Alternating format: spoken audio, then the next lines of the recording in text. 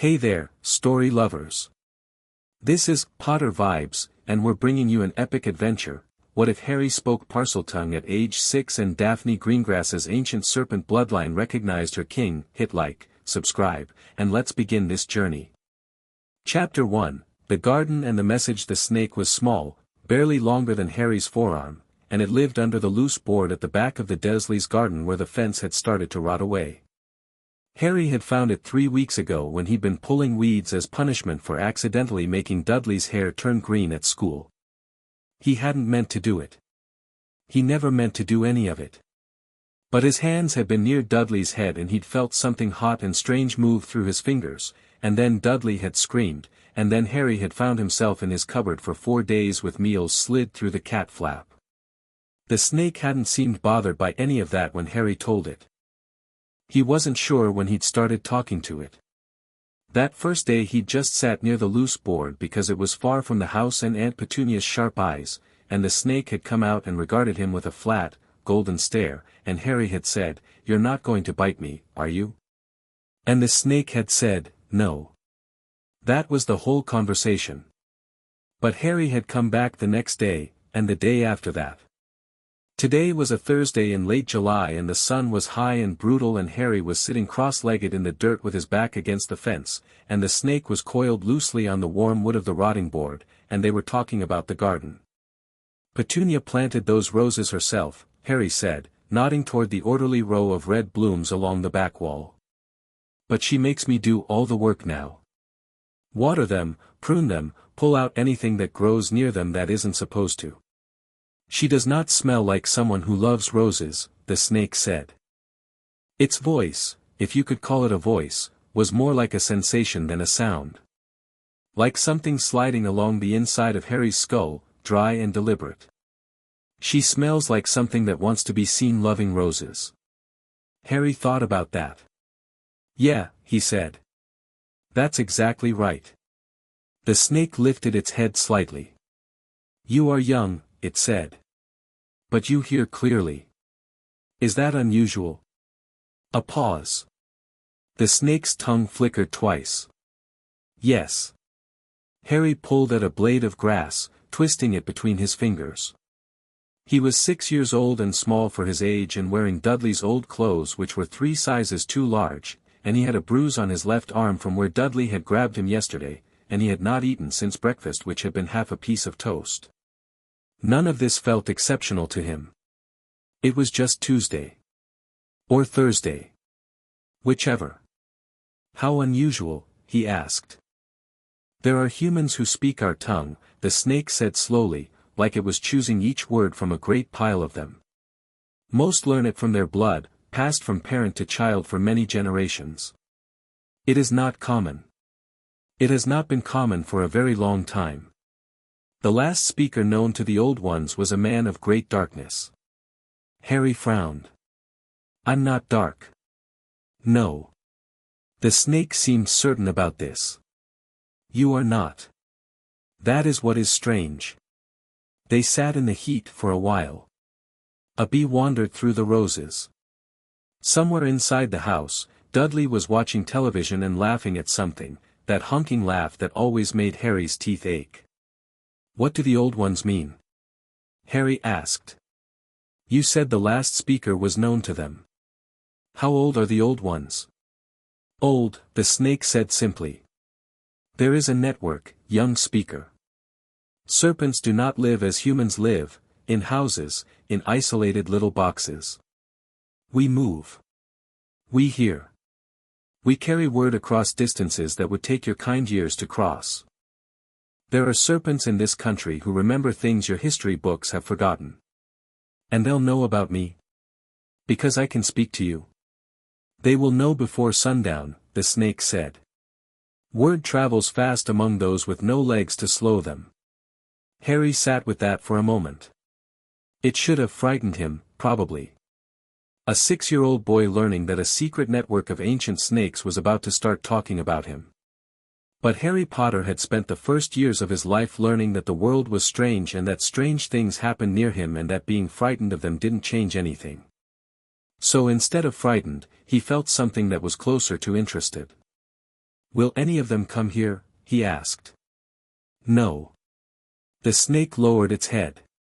"But the word will reach those it needs to reach. That is enough." "What does it need to reach them for?" The snake was quiet for a long moment. Long enough that Harry thought maybe it was done talking, the way it sometimes just stopped and went still and became, very completely, a snake rather than a conversationalist. Then it said, "Because a king does not go unrecognized forever." Harry opened his mouth to ask what that meant. The back door banged open and Aunt Petunia's voice came out like a blade, "Boy. Get in here. These floors won't clean themselves." Harry stood up. He brushed the dirt from his too large trousers. He looked down at the snake, which had already begun to slide back toward the gap under the board. "I'll come back tomorrow," he said. The snake didn't answer. But just before it disappeared into the shadow, it paused, and it dipped its narrow, flat head toward the ground. A very small motion. Almost nothing. But it was a bow. Harry stared at the empty gap in the board for a moment, then turned and walked back into the house. He didn't stop thinking about it. That was the thing about Harry. The Dursleys had tried very hard to make him the kind of person who didn't think too much, who kept his head down and did his chores and was grateful for the cupboard and the half-portions and the hand-me-down clothes. They'd done a reasonable job of making him quiet. They'd done almost no job at all of making him incurious. He thought about kings. He didn't know much about them. The Dursleys didn't encourage him to read anything that wasn't a school requirement, and school requirements at his primary school were not exactly ambitious. But he'd read enough. He knew that a king was someone who ruled. Someone who had authority that other people recognized, not because it was given to them but because something older than politics had decided it was true. He thought about the snake bowing. He thought about the old ones and the network and the word traveling before sundown. He thought about what the snake had said, "Most learn it from their blood." His parents. He knew almost nothing about his parents. The Dursleys' version was that they'd been worthless drunks who died in a car crash and left Harry to be a burden on decent people. Harry had never believed this, not because he had evidence against it, but because the Dursleys lied about small things constantly and casually, and people who lied about small things usually lied about large ones too. Also because sometimes, when he pushed at the feeling carefully, he thought he could almost remember something. A flash of green light. A woman's voice, high and frightened. A sound like the world breaking. He pushed at it again now, lying in his cupboard that night, staring at the underside of the stairs. His parents had been magical. He knew this, knew it the way he knew that things happened around him that didn't happen around normal people. Knew it the way he knew that his hair grew back overnight when Petunia shaved it. Knew it the way he knew that when he really wanted something, sometimes it just appeared, and when he really didn't want something, sometimes it just stopped. He was magical. His parents had been magical. Therefore the snake's talk of bloodlines meant something about them, about whoever he came from. The last known speaker was a man of great darkness. Not him. The snake had been clear about that. But the same gift, in a different vessel. Harry thought about this for a very long time, staring at the slats above him, and by the time he fell asleep he had decided something that he kept for the next 5 years without ever quite putting it into words: "I am going to find out everything." He was systematic about it in the way that children are systematic when they have a great deal of time and very little else to do. The school library was small and provincial, but it had an encyclopedia and a section on British history, and Harry read all of it over the course of a year, not because he expected to find anything directly useful but because knowing things felt like building walls, and walls felt like protection. He found out about kings. He found out about bloodlines and dynasties and the ways that power passed through families. He read mythology, Greek and Norse and Celtic, and found, buried in the old stories, a recurring thread about serpents as symbols of wisdom, of transformation, of something ancient and royal and not entirely human. He read a book about animal behavior that mentioned, in passing, that some cultures believed certain people had a natural gift for communicating with animals, and the book dismissed this as superstition in the breezy way that books written by people who didn't believe in magic always dismiss things, but Harry noted it anyway. He stayed quiet at school. He was good at school, naturally, effortlessly good in a way that he learned early to hide because it made Dudley's friends notice him and their noticing was never pleasant. So he answered questions wrong on purpose just often enough to stay invisible, and he stored everything he actually knew in the inside of his head where the Dursleys couldn't reach it. The snake under the board died the winter he was 7, he found it one morning, still and cold, and he felt the loss more than he expected to. He didn't speak Parseltongue again after that, not aloud, though sometimes he found himself thinking in it, the dry sliding sensation of it moving through his thoughts like something coiling in warm dark. He read everything he could find. He built his walls. He waited. When the letters started coming, he was 11 and the Dursleys had just moved him out of the cupboard into Dudley's second bedroom, which suggested they'd been expecting something and had been hoping to forestall it by making minor concessions. The letters kept coming anyway. Uncle Vernon's face went through a fascinating color progression, pink to red to purple to a shade that Harry privately thought of as pre-cardiac, and then they were in a car, driving north, and then they were in a shack on a rock in the middle of the sea, and then at midnight a giant man broke down the door and handed Harry a cake and said, "You're a wizard, Harry." Harry accepted the cake. He looked at the giant man, Hagrid, his name was Rubeus Hagrid, keeper of keys and grounds at Hogwarts, and felt something that was not quite surprise and not quite vindication but lived somewhere in between them, warm and certain. "I know," he said. Hagrid blinked. "Yeah, you know." "Not all of it," Harry said. "But I knew I was magical. I've known for years." He paused. "What's Hogwarts?" What followed was several hours of information, most of which Harry absorbed with the focused attention he'd been practicing since he was 6.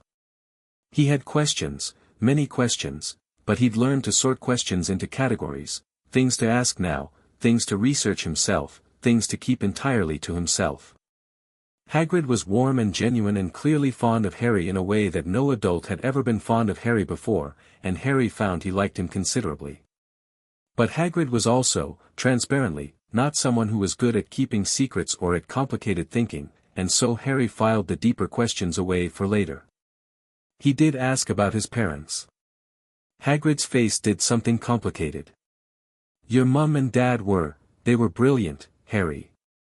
2 of the finest witches and wizards of their generation. Your dad, James Potter, he was brave as anything. And your mum, Lily, she was, well. She had a gift. Real talent. For protection magic especially." "How did they die?" Harry asked. He kept his voice level. He'd had years to practice keeping his voice level about things that mattered. Hagrid hesitated. "There was a dark wizard, Harry. The most terrible dark wizard in 100 years. And he came for your family. And your mum and dad, they fought him. And," Hagrid stopped. His great eyes were wet. "And somehow, when he came for you, it didn't work. Something about what your mum did, gave her life for ya, it protected ya. And you know who, he disappeared. Just, gone. That's why you're famous, Harry. To the whole wizarding world, you're the boy who lived." Harry was quiet for a moment. He looked at the cake in his hands. Outside, rain hammered the shack. "What's his name?" Harry asked. "The Dark Wizard." Hagrid went very still. Most people don't say it." "Why not?" "Because, well, Hagrid's great hands tangled together. He was so terrible that his name itself became something people were afraid of." Harry thought about this. He thought about the snake saying the last known speaker was a man of great darkness. He thought about the green light he almost remembered. He thought about 5 years of building walls against things he didn't understand yet. "Tell me his name," he said.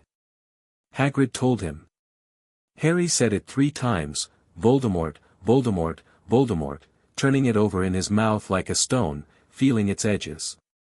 Hagrid flinched each time. "It's just a word," Harry said. Yeah," Hagrid said, and seemed almost embarrassed. "S'pose it is." "He could speak to snakes," Harry said. It wasn't a question. Hagrid looked at him sharply. "How'd you know that?" "Because I can too," Harry said. The silence that followed was long and complicated and textured. Rain on the roof. Dudley snoring from the corner. Uncle Vernon radiating furious helplessness from beneath a blanket. Hagrid staring at Harry with an expression that was half wonder and half worry. That's a rare gift, Harry. Very rare. Parseltongue, it's called. Some people think it's a dark gift.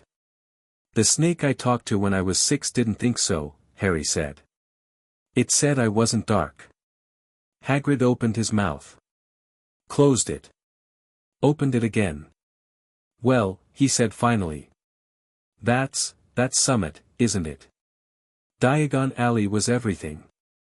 Harry had been prepared for it to be extraordinary, he'd been preparing himself for extraordinary for years, but there was a difference between preparing for something and standing in it, and Diagon Alley hit him in all the senses at once.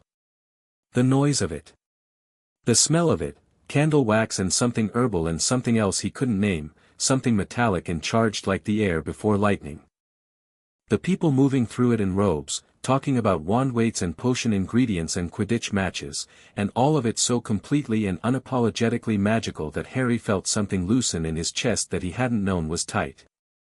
He pulled away from Hagrid gently at Gringotts. The giant said he needed to do something for Dumbledore, and Harry thanked him and said he'd manage, and Hagrid looked briefly uncertain before clearly deciding that an 11-year-old navigating a goblin bank was probably fine. Harry spent 15 minutes talking to the goblin who handled his account. His parents had left him more than he'd expected, not an obscene amount, but enough to be comfortable. He also asked, very politely and with the careful directness he'd been developing for years, about whether there were other vaults or holdings he wasn't aware of. The goblin's eyes sharpened. You are asking about the Potter family estate beyond the Trust Vault? Yes. That matter requires an appointment with a senior account manager. You are, currently, a minor without a magical guardian, which complicates, I understand, Harry said. I'll make an appointment. Thank you. He bought his books. He bought them properly, not just the required list but also several that caught his eye, an advanced text on defensive magic, a history of ancient wizarding bloodlines, a slim volume on Parseltongue in magical history that he found tucked in the back of Flourish and Blots almost as though it had been waiting for him.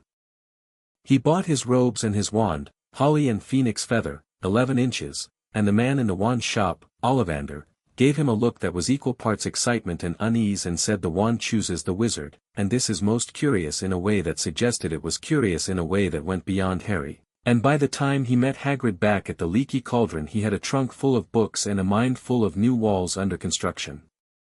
The Hogwarts Express left from King's Cross on the 1st of September. Harry arrived alone.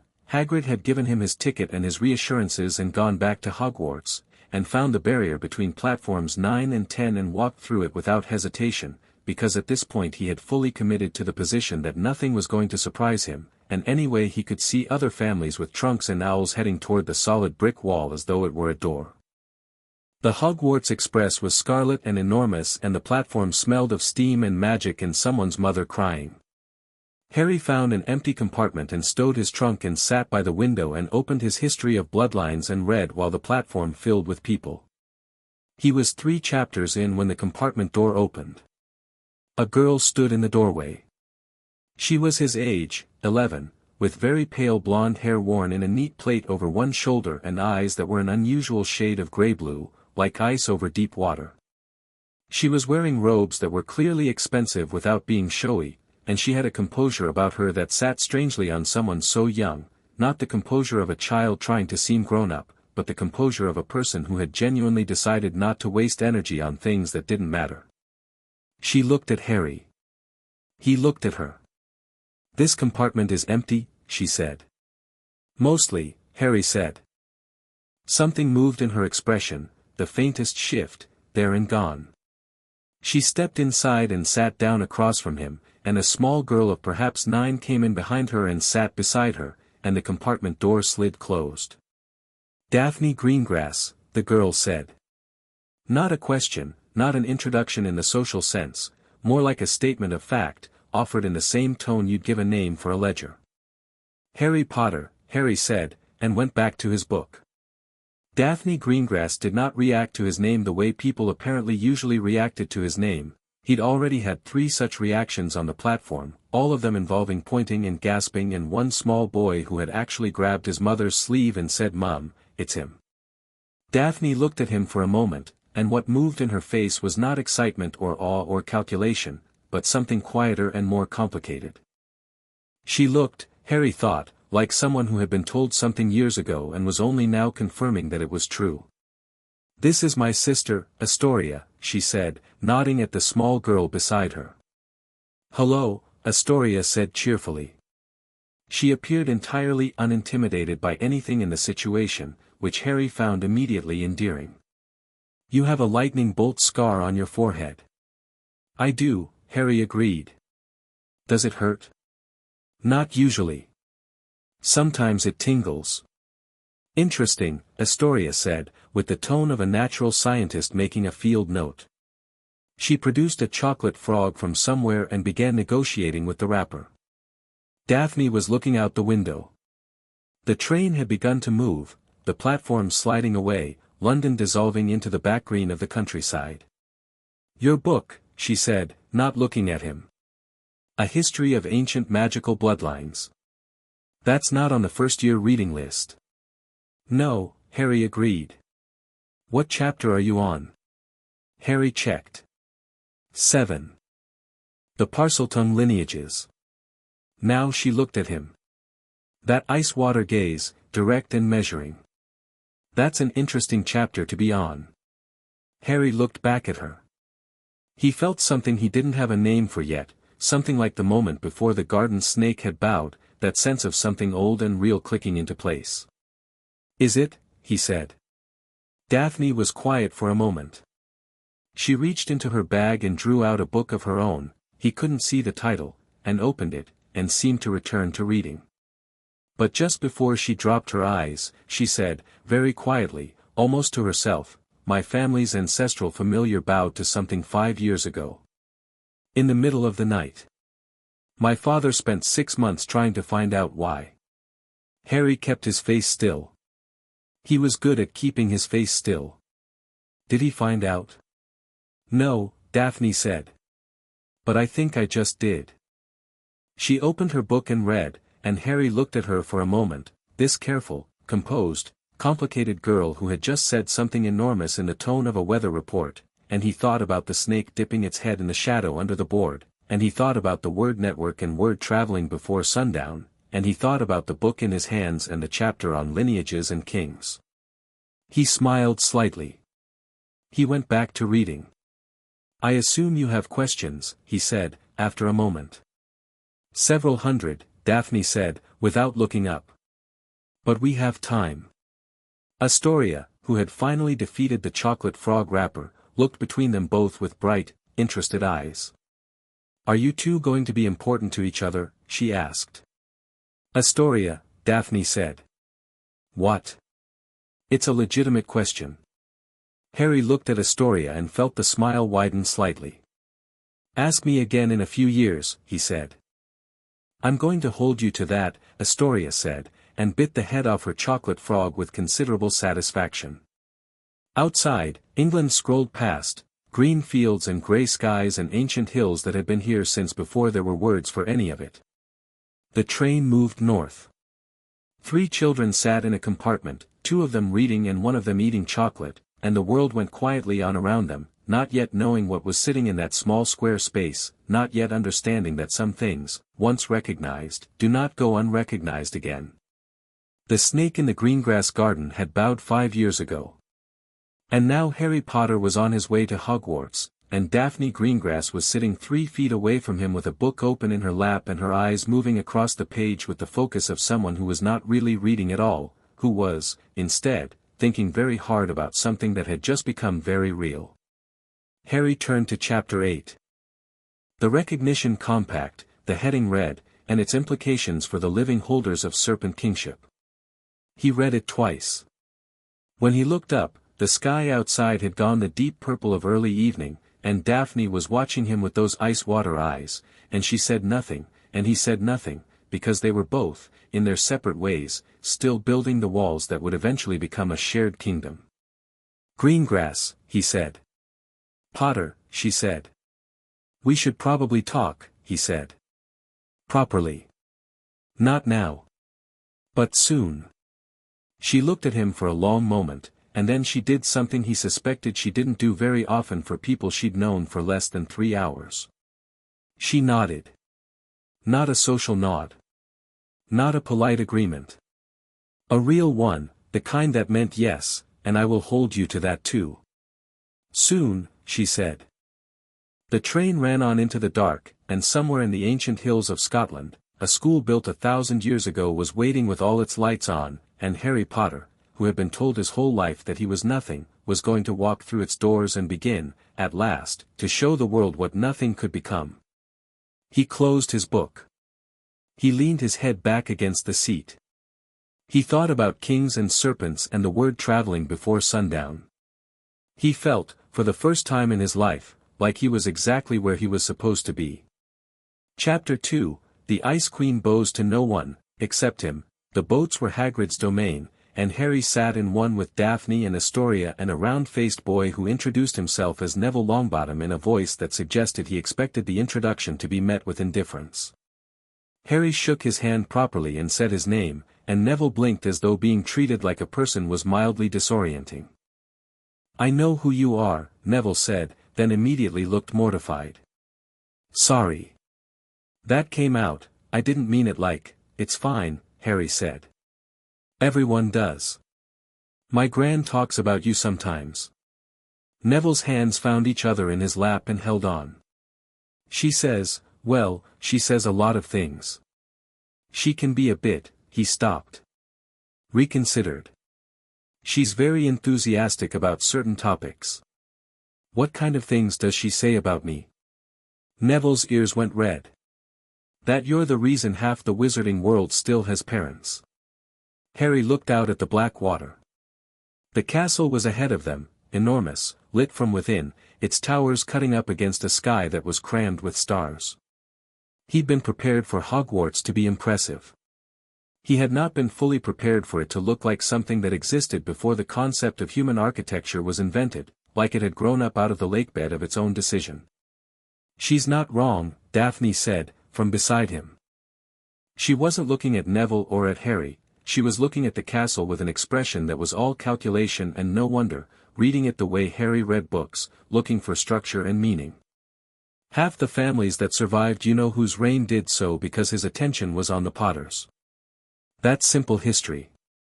"You can say his name," Harry said. Daphne glanced at him. "I know I can. I choose not to, at present.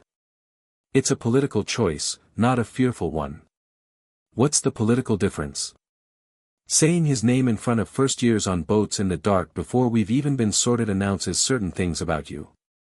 I prefer to announce things on my own schedule." Neville was looking between them with the expression of someone watching a tennis match in a language they didn't quite speak. Astoria, in the bow of the boat, had her face turned up toward the castle and her arms wrapped around her knees and looked purely, uncomplicatedly delighted. "It's so big," she said.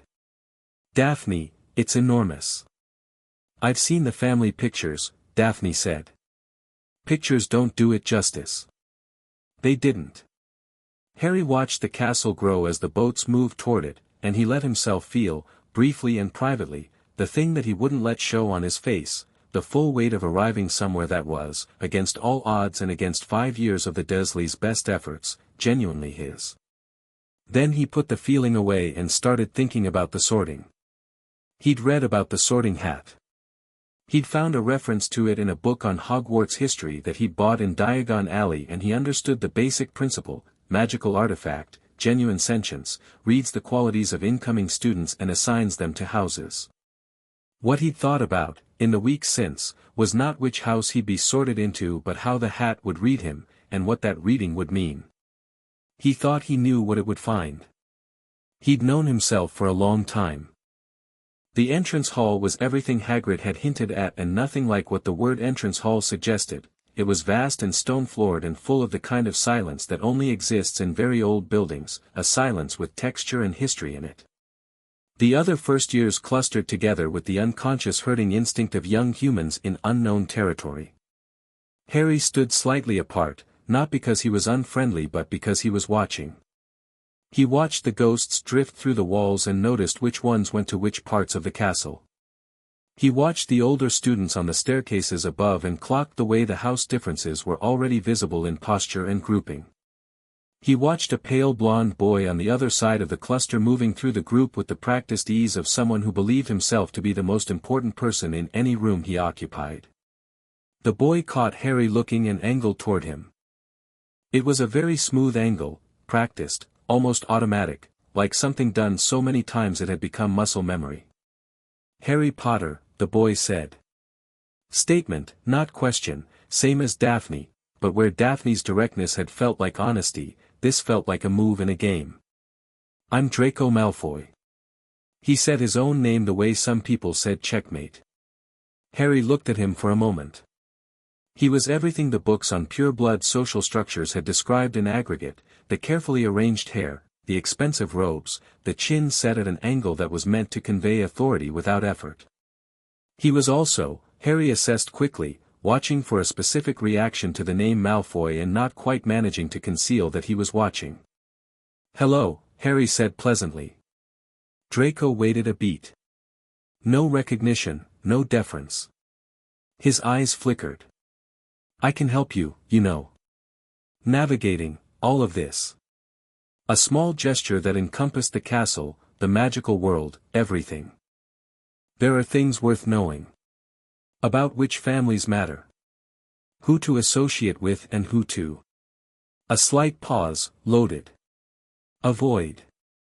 Harry looked at Draco with genuine curiosity, not about the offer, which was transparent, but about the person making it. He saw, under the performance, a boy who had been told he was exceptional his entire life and needed other people's recognition to keep the story working. It was almost sad.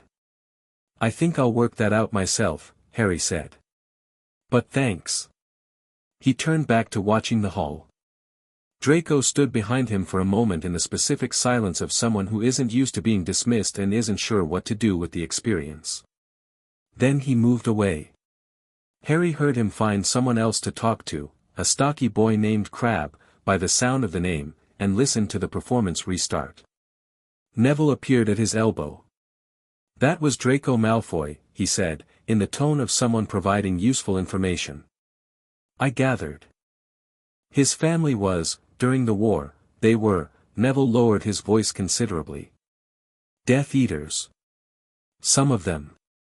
Officially they said they were under the Imperius curse but Gran says that's," he stopped. "Sorry. I talk too much when I'm nervous." "You don't talk too much," Harry said. "I like knowing things. What's the Imperius curse?" Neville explained the 3 unforgivable curses in a quick, tense murmur while the first years waited for whatever came next. Harry listened and filed everything and thought about Draco Malfoy's father and how that played into the political landscape he was assembling in his head. He thought about pure-blood social structures and old money and the question of which families had genuinely supported Voldemort versus which ones had been convenient followers versus which ones had genuinely opposed him.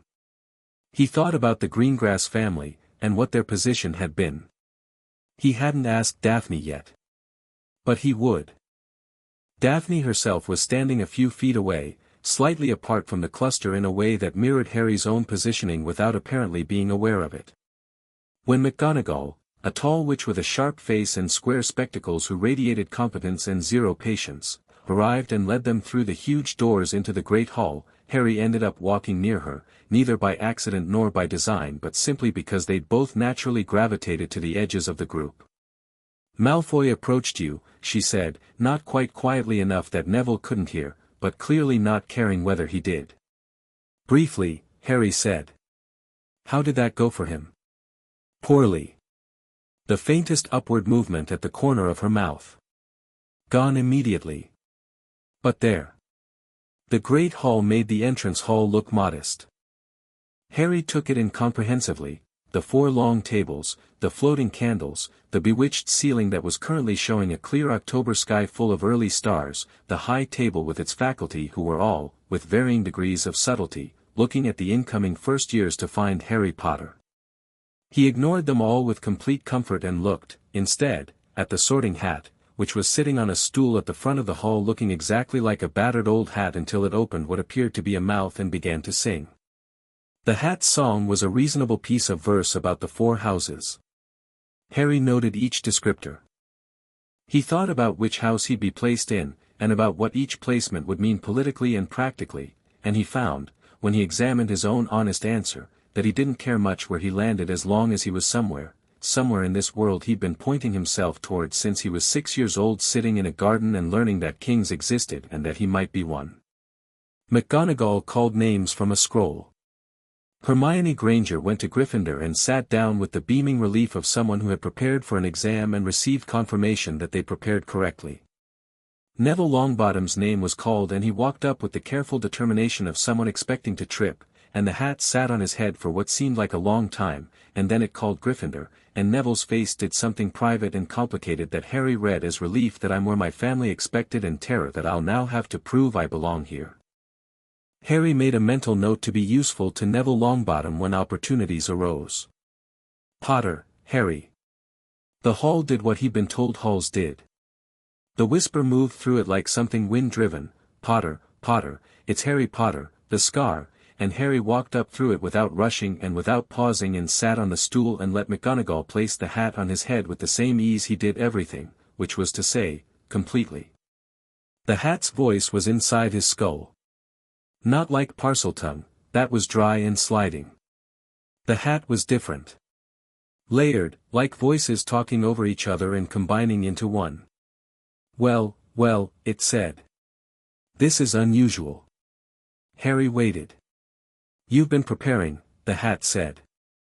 It didn't sound displeased about this, more like a reader who'd opened a book expecting a short story and found a novel. Most students who sit on this stool are 11 years old and entirely unformed. You are 11 years old and have been building yourself quite deliberately for years. Yes. That's interesting. Which house fits? Harry thought back at it. That's the question, isn't it? The hat seemed to be moving through him, not unpleasantly, but thoroughly, the way someone walks through a house examining rooms. You have Gryffindor courage, yes. Quite a lot of it, and it's real courage, not the reckless kind. You have Ravenclaw intelligence, clearly. You've been reading since before it was useful. But there's something here, this willingness to play the long game. This comfort with strategy. This complete absence of the need for other people's approval, what does that mean for the sorting? You already know, the hat said. It sounded almost amused. Harry had, in fact, spent quite a bit of time examining this question. He knew what the houses meant. He knew what the associations were, Slytherin's reputation, the Death Eater connection, the way the rest of the school viewed it. He also knew that reputations were built by the people inside a thing, and that if a house had spent decades becoming something, a person who knew that and chose it anyway with deliberate intent was making a statement. He wasn't afraid of the statement. Slytherin, the hat said, and its voice went from inside Harry's skull to outside it, ringing across the silent great hall. Slytherin. The hall erupted. Not with the warm welcoming applause that each of the other houses had given their new members, this was a different kind of eruption. The Slytherin table cheered loudly. The Gryffindor table went very quiet and looked at the faculty table, where several professors were exchanging glances. From somewhere, Harry heard someone say but he's supposed to be, in a voice that trailed off into uncertainty. Harry took the hat off and handed it back to McGonagall, whose expression was the precise professional blankness of someone who had many thoughts and was not going to share them here, and walked to the Slytherin table. Draco Malfoy was already there, seated and watching him approach with an expression that had recalibrated rapidly, not quite the lord of the manor welcome he'd have given someone who'd responded to his earlier approach correctly, but something calculating and newly respectful. He made a motion that was almost, but not quite, an offer to sit beside him. Harry sat 3 seats down from Draco, in the first open space, and the Slytherin students around him shifted and murmured, and he ignored all of it and watched the rest of the sorting. Daphne Greengrass was called. She walked up with the absolute unhurried precision of someone who has known the answer to the question before it was asked. The hat touched her hair and immediately, barely 3 seconds, called Slytherin. No deliberation needed. She walked to the table with the same composure she'd carried onto the train and sat down across from Harry and 2 seats to his left, and she looked at him once with those ice-water eyes and then looked away. Good, Harry thought, though he couldn't have said precisely what was good about it. Pansy Parkinson ended up in Slytherin, a girl with a pug-nosed prettiness and a social radar that was clearly calibrated to whoever in the room had the most status. Blaise Zabini, elegant and watchful.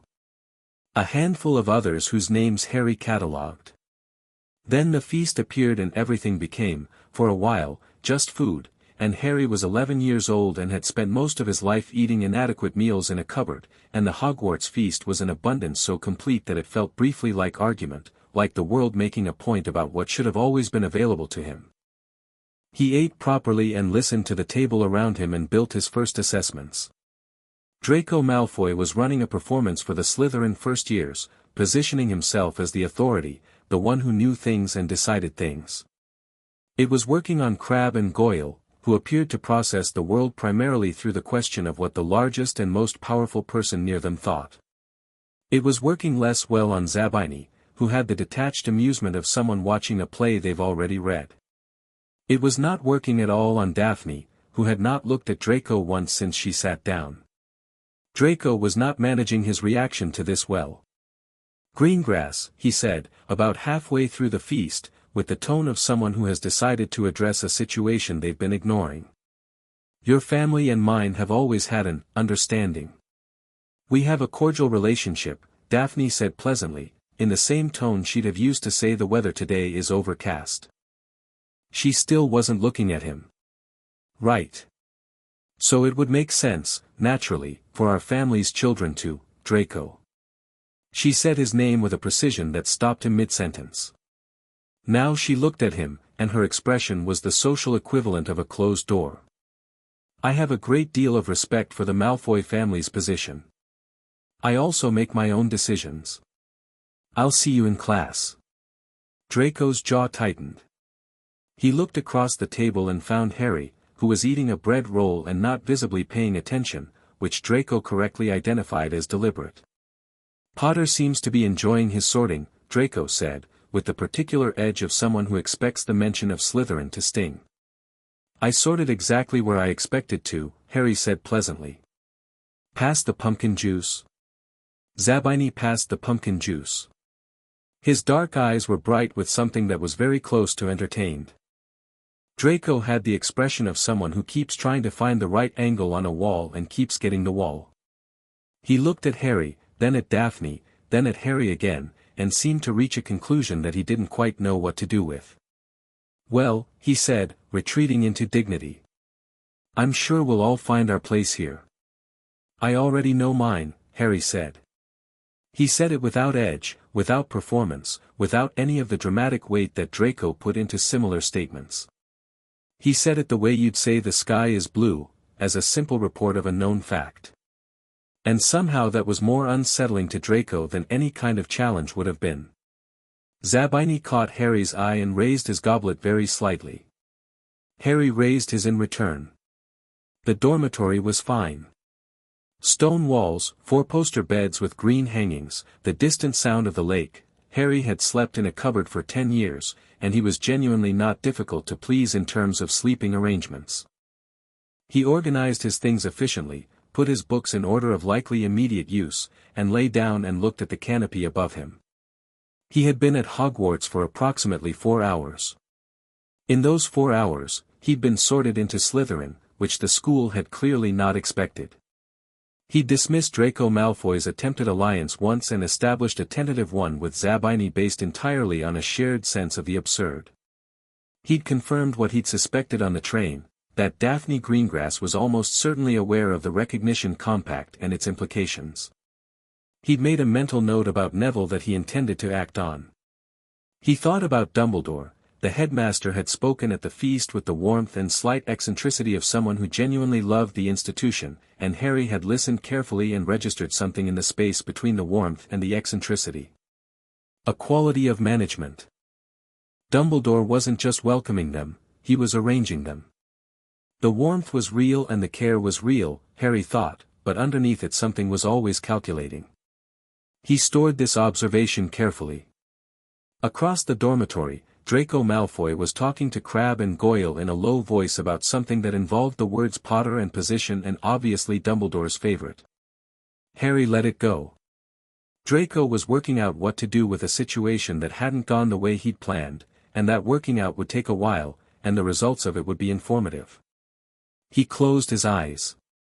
He thought about Daphne's face when she'd looked at him on the boat, that expression of confirmation, of something expected finally arriving. He thought about what her father had spent 6 months trying to find. He thought about the recognition compact chapter and what it had said. The compact, the book had explained, is not a legal or political instrument in the modern sense. It is older than law. It is the acknowledgement, by a bloodline that carries the old serpent inheritance, that a king of serpents walks among them, and the attendant obligation of that acknowledgement. The bloodline does not serve the king. Rather, it stands beside him. The distinction is not semantic. It is the difference between a vassal and an ally. Harry had read that paragraph 4 times. He'd been reading it again in the firelight of the Slytherin common room after the feast, when the other first years had gone to bed, when a voice from across the room had said, "That's the chapter one thought you were on."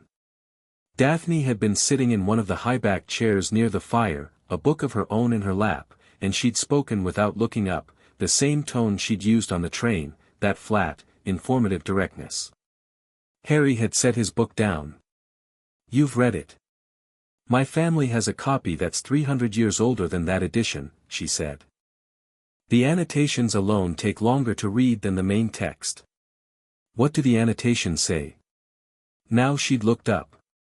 The firelight was doing interesting things to her pale hair and her ice-water eyes had gone warmer in it, though her expression was still controlled. "They say a great many things. The most relevant one, at present, is a note made by my great-great-grandmother about the nature of the relationship." She paused. She wrote, "The compact is not a gift to the king. It is an alliance of equals who happen to be unequal in specific power. Remember that distinction, or you will have confused a kingdom for a cage." Harry looked at her. She looked back. "Smart woman," he said. "She was also the one who established our family's political neutrality during 3 separate wars," Daphne said. "She understood power in a way that most of her contemporaries didn't, as a tool rather than an identity." "What does the compact require?" "Practically."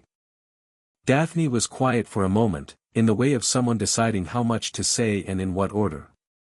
"The ancestral familiar, Argus, our family's serpent, bowed when you first spoke. That acknowledgement is real and binding. My bloodline, specifically the female line, carries the compact. That means I have an obligation that isn't optional." She paused again. "But I want to be clear about something." "All right.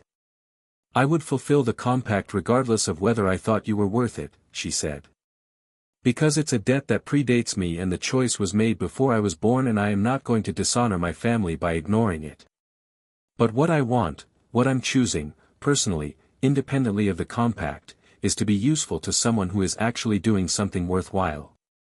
Not fulfilling an obligation. Choosing." She held his gaze steadily. "So far, the evidence suggests those two things align.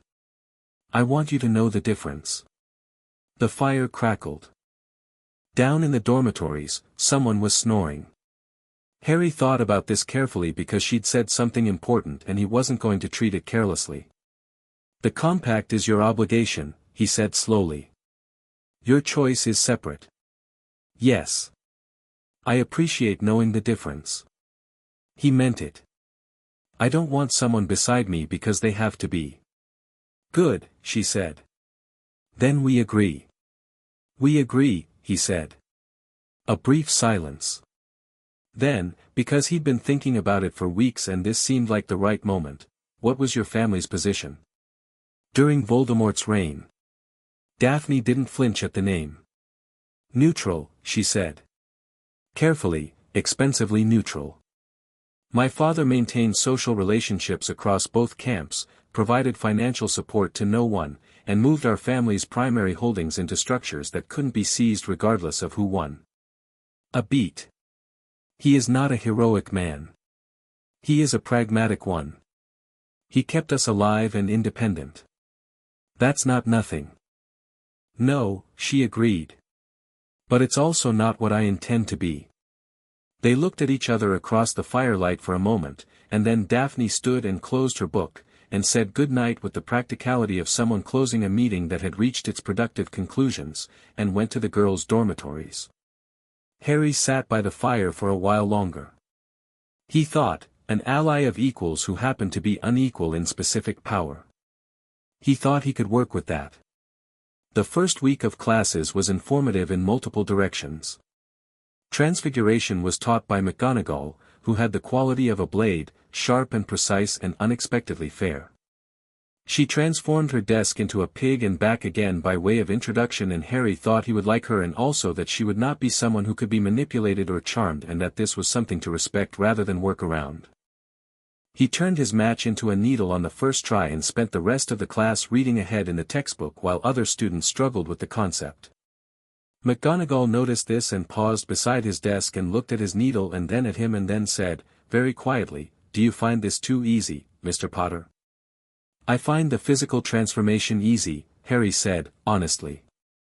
"I'd like to understand the theory better. The book is helpful." She studied him for a moment with an expression he couldn't quite read. "Come to my office on Thursday," she said. "I'll give you a more challenging text."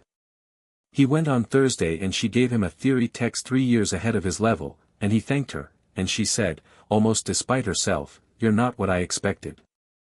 "What did you expect?" A pause. "Something more like your father," she said. "James was brilliant, but he wore it on his sleeve.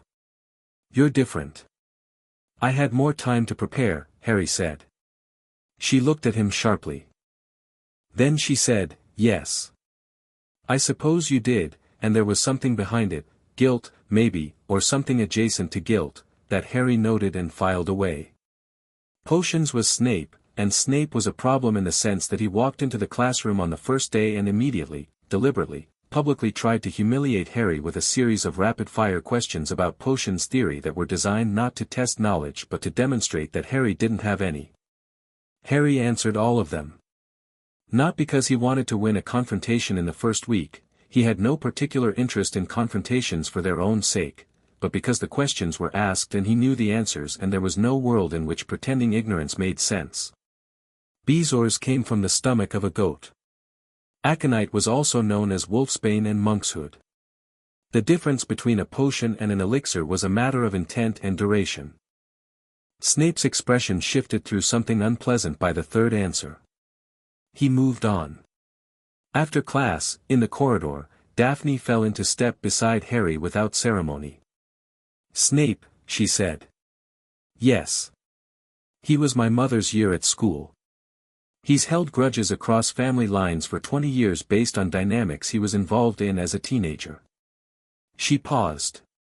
"He'll be a problem for you in particular because you look like your father, who he hated, and because he expected you to be ignorant and you're not. I noticed. His bias affects grades. It's documented, 3rd and 4th year Slytherin students have historically outperformed Gryffindors by nearly a full grade in assessments even when practicals are assessed by outside examiners. So he's petty and unprofessional," Harry said. "Welcome to Hogwarts," Daphne said. Neville was waiting outside the potions corridor looking the precise shade of pale that suggested the class had not gone well for him, which Harry had observed firsthand. Snape had been cutting toward Neville in a way that Harry thought was even more deliberate than the Harry-focused hostility, in the specific way that a person who is cruel to the powerless sometimes saved their most careful cruelty for the people least likely to fight back. "Neville," Harry said. Neville looked up. "It's fine," he said immediately. "I didn't say anything." "I know, but, it's the look. People look at me after potions like they're about to say it's fine, you'll get better, and Neville stopped. "Sorry. Has Snape always been like that with you?" "Since the first class," Neville said. Yes. Pretty much." Harry thought for a moment. "Can you come to the library after dinner tonight?" Neville blinked. "Why?" "Because I'm going to start a study group," Harry said. "And I need a Gryffindor in it so we have someone reporting back from the other side of the castle." Neville stared at him.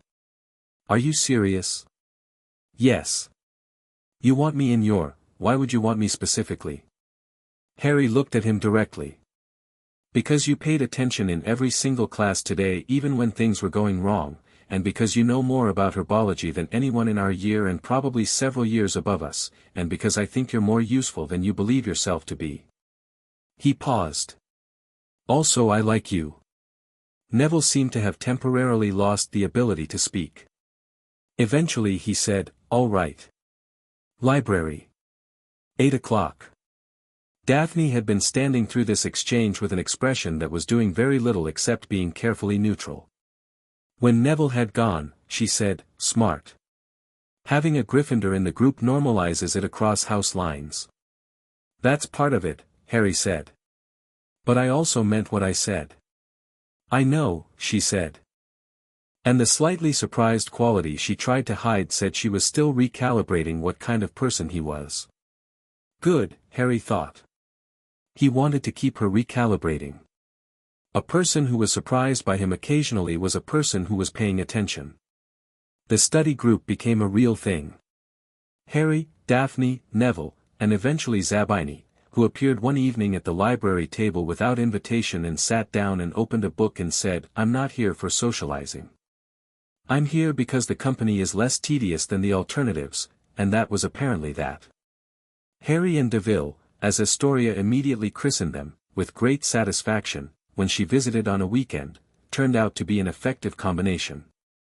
Daphne had structural brilliance, she saw the architecture of problems and broke them into components. Neville had instinctive practical knowledge in anything biological. Zabini had a memory like a steel trap and a talent for identifying which questions were worth asking. Harry did something that he couldn't quite articulate, which was closer to see the whole thing at once and point at the parts that mattered, and between the four of them they were within 3 weeks performing consistently at the top of every class. Draco noticed. Draco found this alarming. Draco responded to finding things alarming by escalating, which was how he ended up, on a Thursday afternoon in the 3rd week of term, blocking Harry's path in the corridor outside the library and saying, loudly enough for a small audience of second years to hear, "Think you're very clever, don't you, Potter? Setting up your little group. Getting the Longbottom charity case to follow you around." Harry stopped. He looked at Draco with genuine interest, the same interest he'd applied to the snake in the garden, the same interest he applied to textbooks. He was not angry. He was not remotely rattled.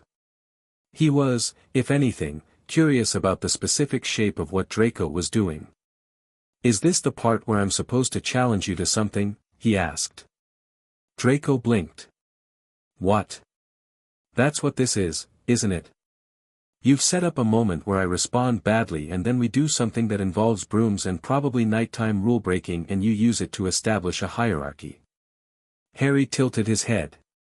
"I've read about how this usually goes. I'm just not interested in participating." The second years were very still. Draco's face had done something complicated. He'd prepared for anger or hurt or defensiveness, and he hadn't prepared for this, and underneath his expression was the faintest outline of someone who didn't know what to do next. "You're scared," he said. It was a last resort. Of what? Harry said. Genuinely curious. Of you. The silence that followed was long enough to be conclusive. Harry stepped around Draco, not pushing past, not making a production of it, just walking around him as you'd walk around furniture, and continued down the corridor. Behind him, he heard one of the second years whisper something. He didn't catch the words, but he caught the tone. It was the tone of witnessing something that they'd be describing later with the specific energy of you had to be there. Daphne materialized from around the corner ahead, she'd been there, then. He'd half expected this. You could have been nicer about it, she said, falling into step with him. I wasn't unkind. No. Which was almost worse, from his perspective. Harry thought about this. Is it worth being strategic about Malfoy? Long term. His father has influence at the ministry, Daphne said. His family has money and connections across Europe. He's not someone to make an enemy of unnecessarily. I didn't make him an enemy. I just didn't make him an ally on his terms. The distinction may not be one he recognizes. His problem, Harry said. Daphne was quiet for a moment. Then, almost to herself, yes. I suppose it is. The last day of September, before October came in grey and cold and the forbidden forest went darker at its edges and the castle started sealing its windows against the weather, on the last warm afternoon, Harry went down to the lake alone. He sat on a boulder near the shore. The giant squid was visible as a disturbance in the deep water. The castle reflected on the surface in the late afternoon sun. A small snake appeared from the rocks near his feet. Brown, short, nondescript. It looked up at him. Speaker, it said. Hello, Harry said. He'd slipped into Parseltongue as naturally as breathing, the dry sliding sensation of it moving through him like something coming home. The castle's serpents know you are here, the snake said. They have been waiting. For what? To offer greeting, the snake said simply. It has been long since a speaker walked these halls. The last one was not, it paused. The welcome was not safe to offer. Harry looked at the small snake for a moment. He thought about Voldemort walking these same halls, and about the snakes here feeling his presence and not being able to acknowledge it safely. Something about that sat uncomfortably. I'm not him, Harry said. We know, said the snake. That is why we welcome you. What does the welcome mean? Practically. The snake considered. We hear things, it said. We are in the walls, in the grounds, in the places humans forget to watch. We hear conversations they think are private. We see what they hide. A pause. We will tell you what we know. When you need it. Harry looked out at the lake. He thought about Dumbledore managing things. He thought about Quirrell, who'd arrived at the staff table that first evening with a turban wrapped around his head and a face full of a nervous energy that sat wrong, that had been sitting wrong since the moment Harry first looked at him. He thought about a corridor on the third floor that the headmaster had specifically warned them away from with what seemed, to Harry, like the specific tone of a person who was hoping the warning would serve as an invitation. There is something wrong with one of the teachers, Harry said. Yes, said the snake. The one who smells of death and fear. He carries something with him. Something old and very dark. The snake's tongue flickered rapidly. We do not go near that corridor. The other one, the great one, in the chamber, it grows restless. Harry went very still. What other one? The small snake seemed to understand that it had said something significant. There are levels to this castle, it said carefully, that humans have not seen in many years. Harry sat by the lake for a long time after that. The sun went down. The reflections darkened and disappeared. The castle lit up above him, window by window, warm and golden against the darkening sky. He had known there was something in the third-floor corridor. He'd known something was wrong with Quirrell. He'd been assembling the pieces carefully, planning to move when he had more information. But there was a chamber below the castle. And something inside it. And a teacher carrying something dark. The picture was getting clearer, and clearer was not the same as comfortable. He stood up. He brushed off his robes. He looked up at the lit castle and felt, again, that sense of being exactly where he was supposed to be. Then he went inside to find Daphne, because some pictures were better assembled with two sets of eyes.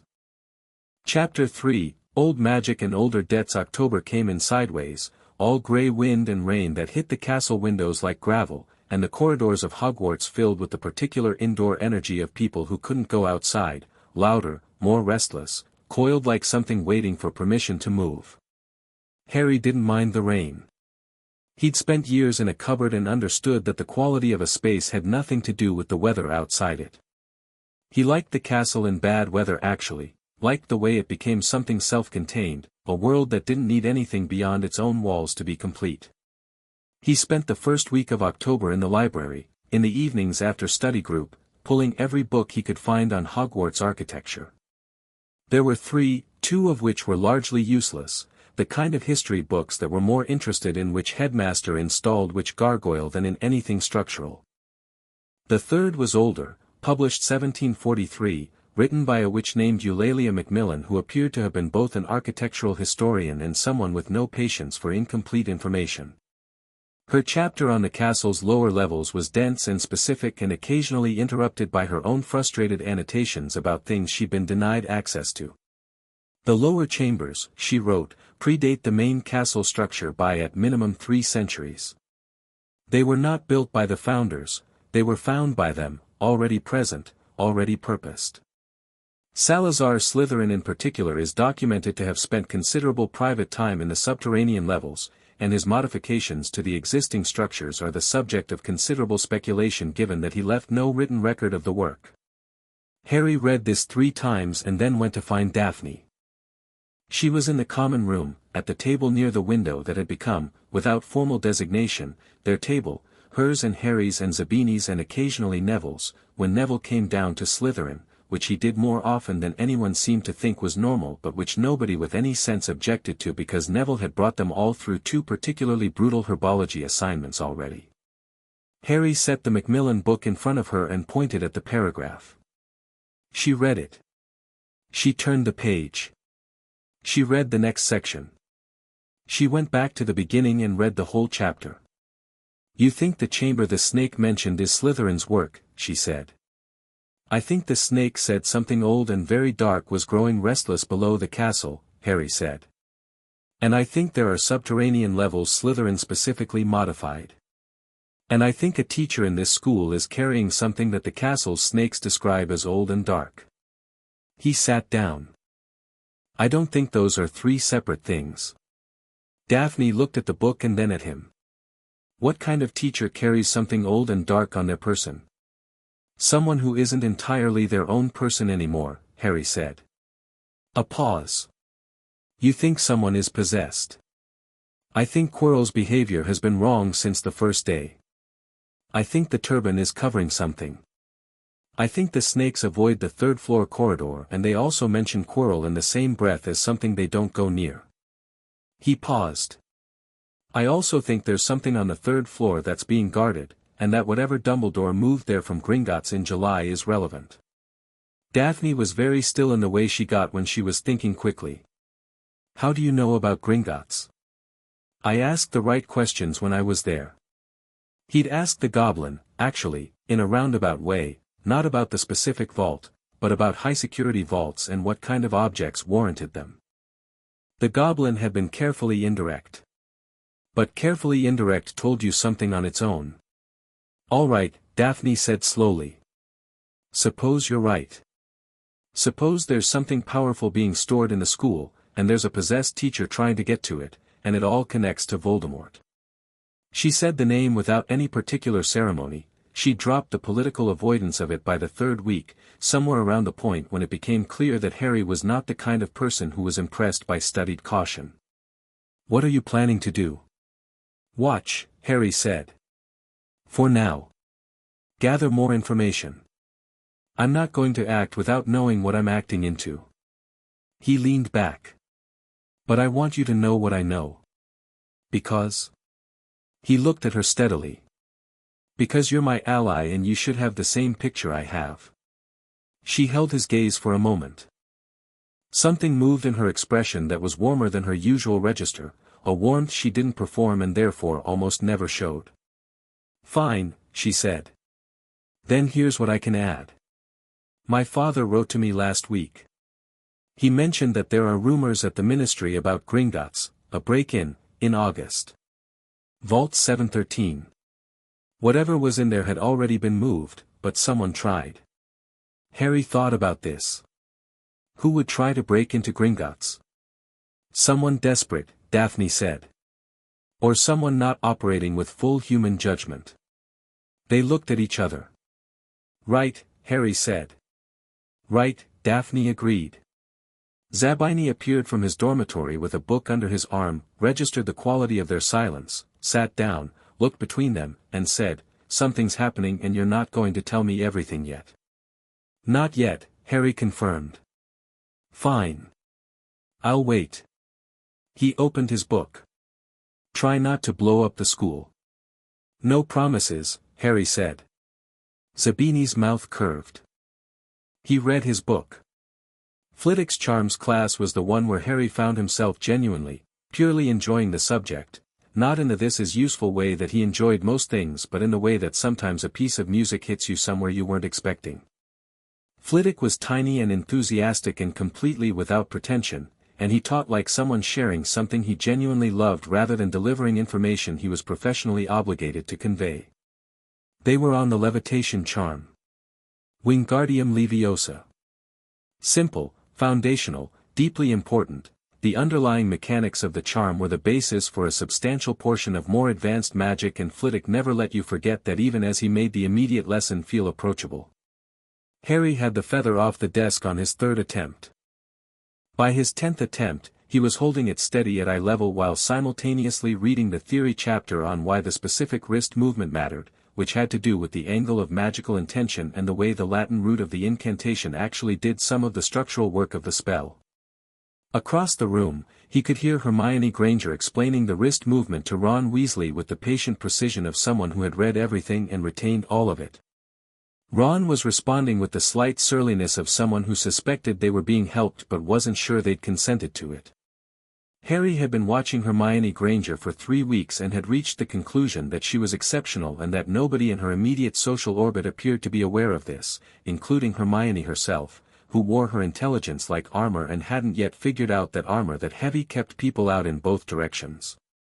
He'd been thinking about the study group. He raised the feather to the ceiling. Flitwick made a small delighted sound. After class, in the corridor, Harry caught up to Hermione Granger before she could disappear into the Gryffindor stream. Granger. She turned. She looked at him with the specific expression of a Gryffindor encountering a Slytherin who was being unexpectedly civil, surprised, but not willing to show surprise in case it looked like weakness. Potter, she said, carefully. You're the best in the class at charms. Her chin went up slightly. I do well, yes. You also clearly understand the theory. Not just the mechanics, the underlying structure. I've read considerably beyond the syllabus, she said, with the tone of someone both proud of this and aware that it was socially inadvisable to say it out loud. I have too, Harry said. I'm running a study group. Tuesday and Thursday evenings, library, 8 o'clock. I'd like you to consider joining. She stared at him. A Slytherin study group. A study group that meets in the library, Harry said. It currently includes a Slytherin, a Gryffindor, and an affiliated observer who declines house identification. Who's the Gryffindor? Neville Longbottom. She blinked. Neville's reputation in Gryffindor was, he knew, not particularly academic. People had categorized him as nice but struggling and had been doing so since the first week. Neville Longbottom, she repeated. Who has more functional knowledge of herbology than our professor, Harry said. People underestimate him significantly. Something shifted in Hermione's expression, some recalibration, some reassessment. Tuesday and Thursday, she said. 8 o'clock. Yes. She was quiet for a moment, and he could see her working through some kind of internal calculation, the Gryffindor-Slytherin axis, the social implications, the fact that she currently ate most meals alone because she made her housemates feel vaguely inadequate and didn't know how to stop. "All right," she said. "I'll come." "Good." Harry turned to go. "Potter." He stopped. "Why?" she asked. "Actually. Why invite me?" He looked back at her. "Because you're useful, and I like having useful people around, and I think you'd enjoy having people to talk to who don't find you exhausting." She opened her mouth. Closed it. Something moved across her face that was trying not to be relief and not quite managing it. "Tuesday," she said. "Tuesday," he confirmed. The 31st of October arrived with the specific quality of a day that knows what it is, cold and still and with a charged feeling in the air, the way the Hogwarts grounds sometimes felt when something old in the castle's foundations was paying attention. The Halloween feast was spectacular in the way that Hogwarts feasts were always spectacular, which was to say, extravagantly, almost stubbornly so, as though the castle was making a personal argument for the importance of celebration. Carved pumpkins the size of carriages floated near the ceiling. The house tables groaned. Even Professor Quirrell, at the staff table, appeared to be making an effort at something like normal human enjoyment, though the effort had the quality of a performance rather than an experience. Harry ate and watched and thought about the 7 weeks he'd been at Hogwarts and what had accumulated in that time. He knew about the object on the 3rd floor. He knew it was connected to the Gringotts vault break-in. He knew Quirrell was compromised in a way that had something to do with Voldemort. The snake hadn't said Voldemort specifically, but the description of what Quirrell carried had been specific enough. He knew about the chamber below the castle and the something inside it that was growing restless. He'd shared all of this with Daphne in increments, checking his conclusions against her different way of seeing. She'd added things he hadn't thought of, specifically the political angle, which was that someone inside the school's administration was complicit, because there was no way an object of that significance was placed in a school without a great deal of institutional maneuvering, and that level of maneuvering meant Dumbledore was either aware of the danger and had decided the risk was acceptable, or was so far ahead of it in his planning that he'd calculated it as manageable. "Neither of those is reassuring," Harry had said. "No," Daphne had agreed. He'd shared some of it with Zabini, who had listened with his usual stillness and then said, "So there's a possessed professor trying to steal a powerful object, a dormant monster below the castle, and the headmaster appears to be running some sort of long game that none of us are fully informed about." "That's the current picture," Harry said. "Wonderful," Zabini said. "I'm going to need more tea."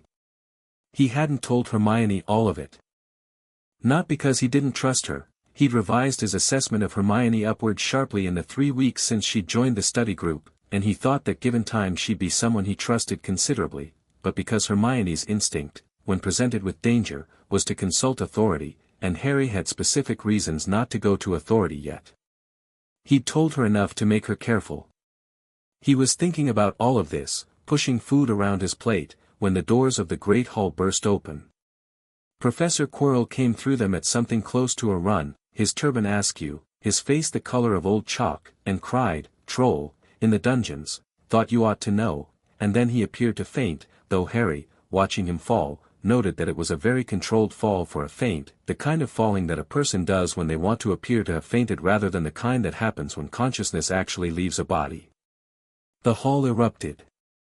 Dumbledore rose and spoke with the calm of a person who had pre-assembled a response to this scenario, sending students to their dormitories with the prefects, dispatching teachers to deal with the troll.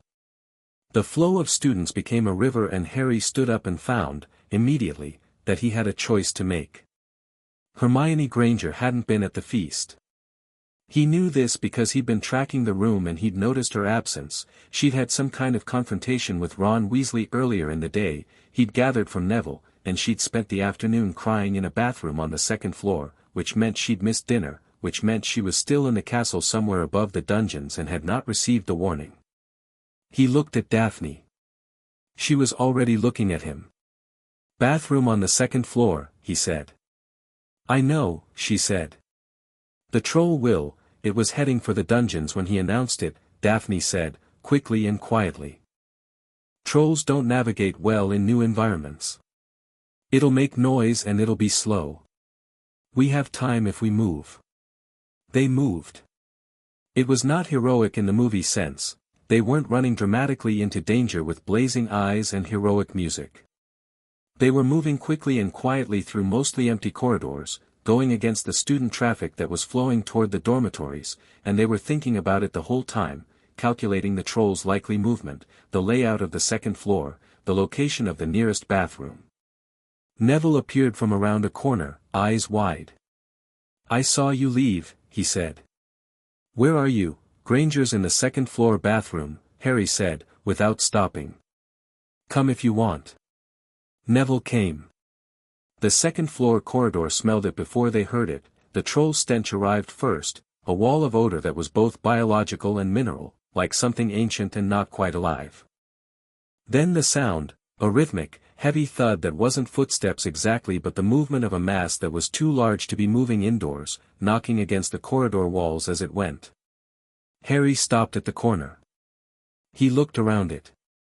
The troll was maybe 12 feet tall and built like a moving hill, gray-green skin, a head that seemed almost vestigial given the bulk of the body, a club the size of a small tree dragging on the stone floor. It was moving slowly, in the directionless way of something following a general pull rather than a specific destination, turning its blunt head from side to side. The bathroom door was 30 feet beyond it. Right, Harry said. He said it quietly, to himself more than anyone, and he was thinking clearly in the way he got when things became specific and immediate, when the walls he'd built met the actual situation they'd been built for. The club is the problem, Daphne said, low and fast beside him. It can't aim that well, but if it connects, I know. If we draw its attention before we get Granger out, it turns and blocks the door. Harry looked at the troll's head, at the small, dull eyes. Neville. What do you know about plants that cause confusion or disorientation? Neville blinked. Devil's snare disorients, but I don't have, not that. Anything we can use practically? There's, herbology class, we covered Didney last week and it's a counter-irritant but, Neville stopped. Actually. There's a dusty old plant near the greenhouses, Neville, wait. I have fanged geranium seeds. I kept some from last class. He was already digging in his bag. If I get them near its face it won't, they bite, they're irritants, it won't be able to focus. That's exactly right, Harry said. Can you get them near it without getting hit? If you draw it the other direction, Neville said, and the way he said it was different from the way Neville usually said things, the nervous quality was still there but it was underneath something steadier, something that had decided. I can get around the left wall if it's looking right. Harry looked at him. You sure? No, Neville said honestly. But I'm sure it needs to happen. Harry almost smiled. Go on my signal. He looked at Daphne. Can you cast Reducto? Yes. Hit the wall past the troll. Loudest, most dramatic way you can. I want its head to turn right and stay there. What are you going to do? Get to the door. He'd had the Wingardium Leviosa ready in his head since he rounded the corner. It had a practical application that Flitwick hadn't covered yet but that Harry had worked out from the theory text, which was that if the incantation worked on objects the same principles applied to any sufficiently solid mass. Whether he could levitate something as large as a troll's club was untested. Whether he could do it under pressure was also untested. It turned out, yes, and yes. Daphne's reductor hit the stone wall 20 feet to the troll's right with a crack like a thunderbolt and a shower of stone dust, and the troll's head swung that direction with the slow, committed tracking of something that had very little else to do with its brain besides register loud noises. Harry was already moving, left, fast, low, wand out, and he hit the club with the levitation charm at about 20 feet distance and he felt the resistance of it in his wand arm, enormous and heavy, but it moved. It lurched upward on the left side and the troll stumbled trying to compensate, and Neville was already at its shoulder, releasing the fanged seeds directly at the troll's face level, and they bit. They bit hard and fast, tiny needle-sharp things at its nostrils and eyes, and the troll gave a sound that was less roar and more indignant bellow, the sound of something that was mostly confused. Harry hit the bathroom door at a sprint. He pushed it open. Hermione Granger was pressed against the back wall between two sinks with her arms over her head and her eyes shut, and the mirror above her had cracked from a glancing blow the troll had given the wall on its way past, and she looked up when the door hit the wall and saw Harry, and her face went through shock and then something that couldn't decide between gratitude and humiliation. "Can you walk?" Harry said. Yes, door. Now. Don't look at the troll." She moved. She was shaking, but she moved, which was what mattered. Harry had her out the door in 4 seconds. The troll was still dealing with the fanged geranium seeds, shaking its enormous head like a dog with a bee problem, and Neville was pressed flat against the wall to its left with the careful stillness of someone who understood that staying very still was currently saving his life. Harry pulled Hermione away from the door with one hand and cast the levitation charm again with the other, not at the club this time but at the troll itself, specifically at its center of gravity, and there was a moment where the magic hit the sheer mass of the thing and Harry felt it push back, the spell groaning against the weight, and he pushed, not panicked, not desperate, just pushed the way he pushed everything, with the calm focused certainty of someone who had decided the outcome. And the troll went over. It hit the floor like a landslide. The bathroom wall cracked from the impact. Several sinks lost their moorings. The noise was extraordinary, a deep stone-grinding crash that probably woke half the castle. The 4 of them stood in the corridor in the ringing silence that followed. The troll was not dead. It was on its back, making slow movements with its arms and legs like a turtle in the same situation, and it appeared to be entirely focused on the fundamental problem of getting upright rather than anything involving the small humans around it. Neville sat down against the wall. Daphne was already at Harry's side, and she was looking at him with an expression that was doing something complicated. The ice-water composure was fully intact, but something behind it had been shaken loose, something that was trying to process what it had just watched. "You levitated a troll," she said. "Partially," Harry said. "I just pushed it over." "You levitated a 12-foot mountain troll," she said again. "I told you," Hermione said, from Harry's left, in a voice that was still shaking but had found its feet. "He's the best in the class at, you've talked to her about my charms work?" Harry said. "We study together twice a week," Hermione said, with a dignity that was slightly undermined by the fact that her hair had approximately 4 pounds of troll-adjacent debris in it. "Of course we talk." Harry looked between them. Daphne and Hermione, looking back at him. Neville on the floor, running a hand through his hair. The troll continuing its undignified recovery behind them. "We should go," Harry said. "The teachers will be here any moment." "What do we say?" Neville asked. "The truth," Harry said. "Hermione was here, we came to find her, we dealt with the troll, we're fine." He paused. "We leave out the part about the seeds being unofficial potion ingredients taken from the herbology greenhouse." "Right," said Neville. "And the part about the full levitation because I'm fairly sure I wasn't supposed to be able to do that at 11, Harry added. "What part do we tell about that?" Daphne said. "The vague part," Harry said. McGonagall and Snape and Quirrell arrived 40 seconds later. McGonagall looked at the downed troll and the 4 students and did a very thorough visual inventory of the situation that lasted about 3 seconds before she had clearly assembled the picture. Snape looked at Harry with an expression that was several things at once and none of them simple. Quirrell stood slightly behind the other 2 and looked at the troll with what Harry identified as acute disappointment, not the disappointment of a teacher finding students in danger, but the disappointment of something that had a plan and was watching the plan go wrong. Harry filed that away. "Would someone like to explain," McGonagall said, in a voice that was precisely as thin as ice over deep water, "what has happened here?" Harry explained. He was clear and complete and entirely honest about the outcomes while being appropriately vague about the specific mechanisms. McGonagall listened with an expression that went through several phases, ending at something that was partly professional displeasure and partly something else she was working hard to contain. 5 points from Slytherin for being out of the dormitory, she said, finally. Of course, Harry said. 10 points to Slytherin and 10 points to Gryffindor for the, she appeared to be searching for the right word, the conduct in a dangerous situation. Thank you, Professor. She looked at him for a moment longer than the situation strictly required. Go to your dormitories, she said. All of you. As they turned to go, Harry glanced at Quirrell. Quirrell was looking at the troll. His expression was that of a man doing mathematics. Harry kept his face completely neutral and kept walking. Behind him, very quietly, Daphne said, "He sent it." "Yes," Harry said. "Why?" "Best guess." "Third floor distraction. Get the teachers and the students moving while he gets to whatever's up there." "Did it work?" "We'll find out." He glanced at her. "But he didn't get what he was after, I think. Because he's here instead of there." Daphne walked in silence for a moment. "He's going to try again." "He is," Harry said.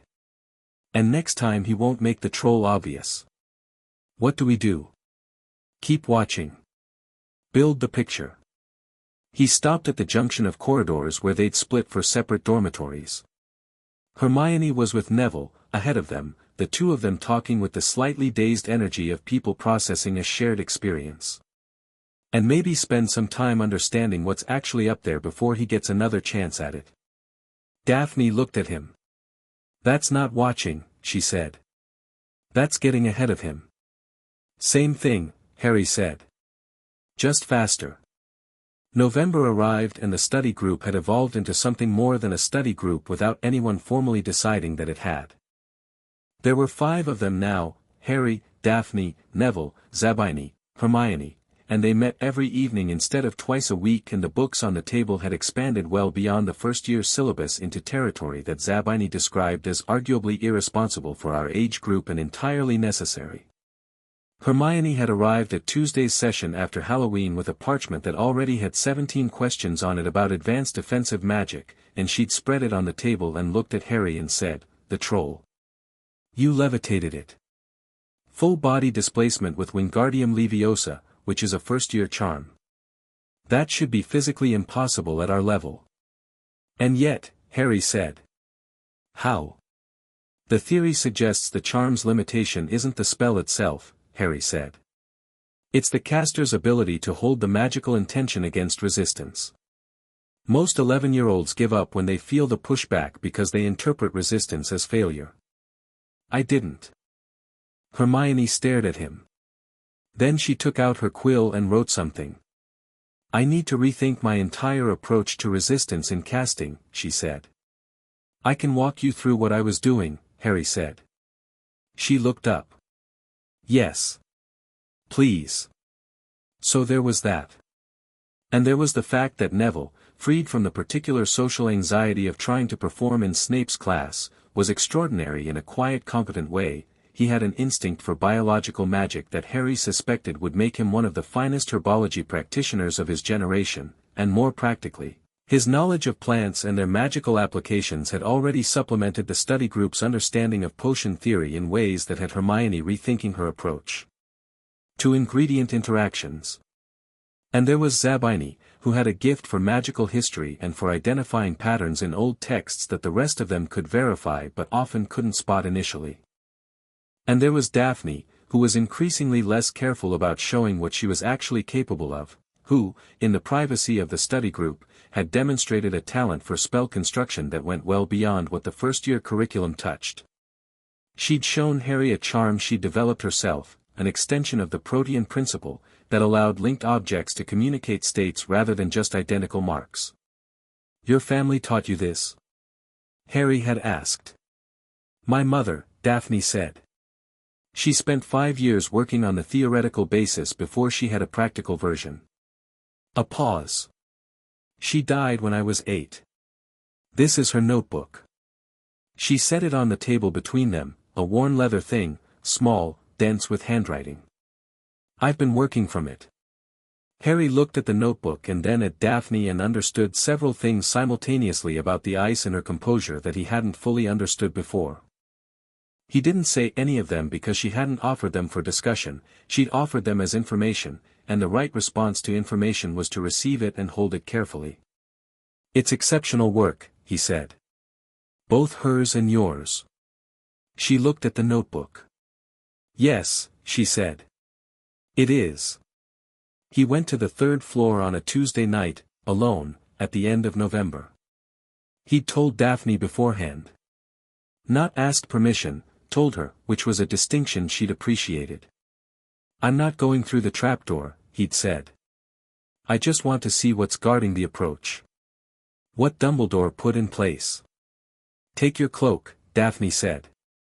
He'd gotten the invisibility cloak in a strange way, an anonymous gift on the 1st of December, wrapped in paper with a note in an unfamiliar hand saying only, "Your father left this in my keeping. It is time it was returned." He'd spent an evening examining it with a growing certainty that it was genuinely exceptional, not a standard disillusionment garment but something woven from a material that wasn't quite fabric, that bent light rather than just diffusing it. He wore it on the third floor. The corridor was like being inside held breath, that kind of silence. At the end of it, a door. And past the door, sounds that didn't belong to normal space. Breathing. 3 heads worth of breathing. The Cerberus, Fluffy, he'd learned from a too-casual comment of Hagrid's that had answered more questions than Hagrid had intended, was real and large and 3-headed and currently asleep in front of a trapdoor in the floor. Harry stood and looked at it for a few minutes. He thought about scale and about what Dumbledore had been building here, each layer of protection another puzzle, another test, another obstacle designed to stop a specific kind of approach. He thought about who knew the final answer. Who knew what was at the bottom? Dumbledore, certainly. And whoever had put the object there. He turned and walked back down the corridor. He knew enough. The object at the bottom was the thing that Quirrell, or what was riding Quirrell, wanted.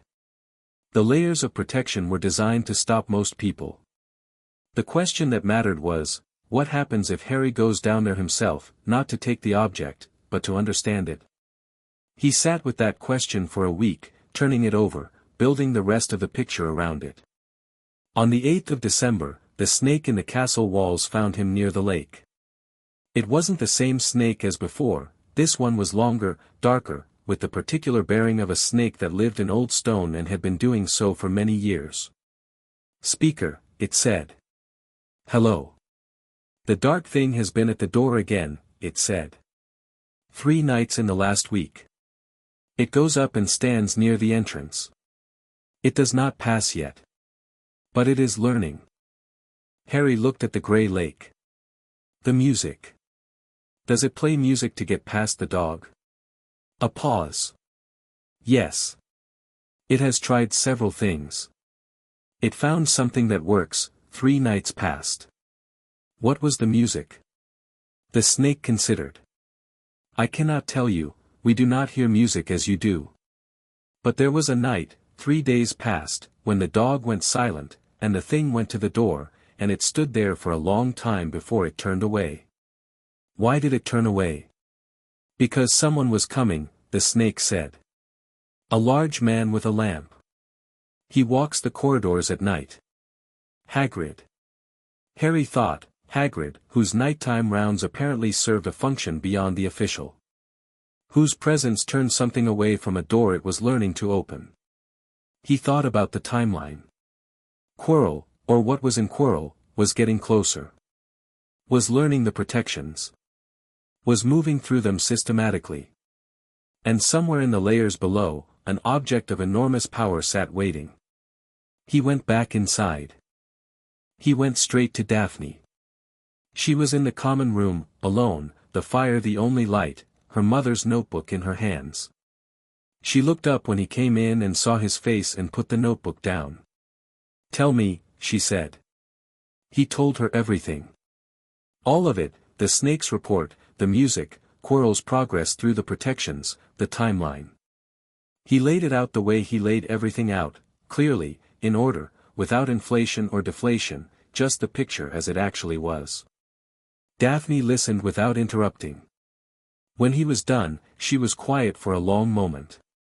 "He'll be through by spring," she said. "At this rate." "I think Christmas," Harry said. The castle empties. Fewer people moving around. Fewer chances of being seen. Daphne looked at the fire. "We should be here at Christmas," she said.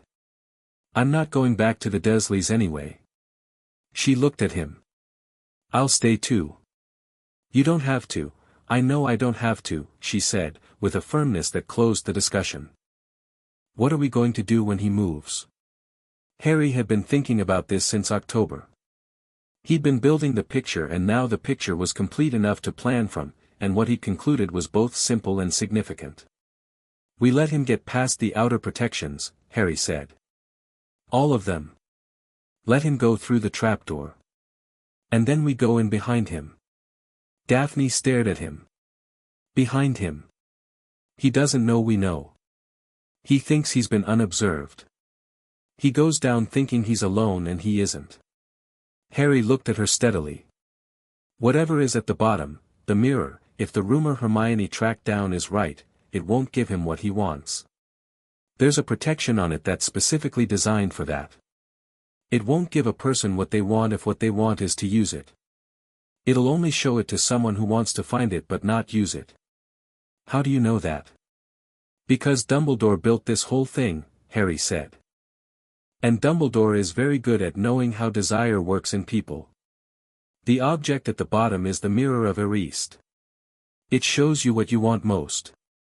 And it's the last line of defense specifically because someone who wanted to use what it hides couldn't get it from the mirror." Daphne was looking at him with an expression that was doing something he rarely saw in her, something that was openly, genuinely impressed, fighting with the composure rather than hidden by it. "You worked all of that out?" "Over 3 months," he said. "With help." He meant her. He meant all of them. "So we go in behind him," she said, "and we do what, exactly?" "We stop him," Harry said simply. "Not because Dumbledore asked us to.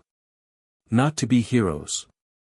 Because he's going to try to bring back something that murdered my parents, and I have a personal and entirely non-negotiable objection to that." The fire crackled.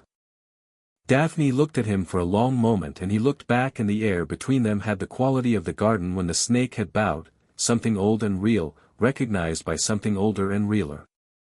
"All right," she said. "All right," he said. Outside, December pressed itself against the castle windows, cold and absolute, and the corridors above them were silent, and 3 floors up something was sleeping in front of a door it would not be sleeping in front of much longer. Harry looked at the fire. He thought, "I was 6 years old in a garden and a snake bowed and told me a king had no permanent anonymity." He thought, "I know." Chapter 4, The Weight of Crowns. Christmas at Hogwarts was quieter than Harry had expected and better than he'd hoped. The castle with most of its students gone was a different creature entirely, less performed, somehow, like a person who'd taken off a coat they'd been wearing to seem larger. The corridors echoed differently. The great hall served meals at one long table near the fireplace instead of 4 formal ones, and Dumbledore sat at the end of it wearing a hat with a paper crown from a Christmas cracker and appeared to find this genuinely delightful, which told Harry something about the man that the formal setting never would have. There were 11 students staying for Christmas. Harry knew most of them by sight, the Weasley twins, Fred and George, who treated the emptied castle as a personal opportunity and could be heard at odd hours in distant corridors conducting what sounded like experiments, Ron Weasley, who was apparently staying because of some family thing Harry didn't know the details of and who had been making cautious overtures toward Hermione since Halloween in the way of someone who knows they behaved badly and isn't quite sure how to address it, Neville, who was staying because his grandmother was visiting family in Scotland and the castle was genuinely closer to everything he needed.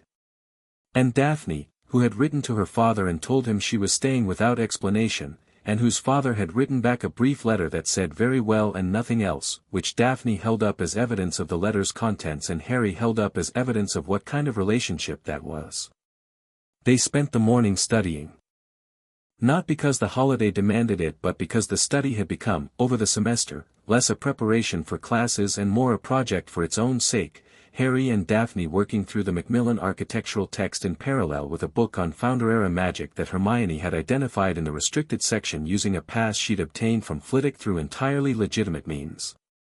The afternoons they spent outside, or in the room of requirement, which Harry had found by accident in the second week of December and had described to Daphne with the tone of someone reporting a geological discovery.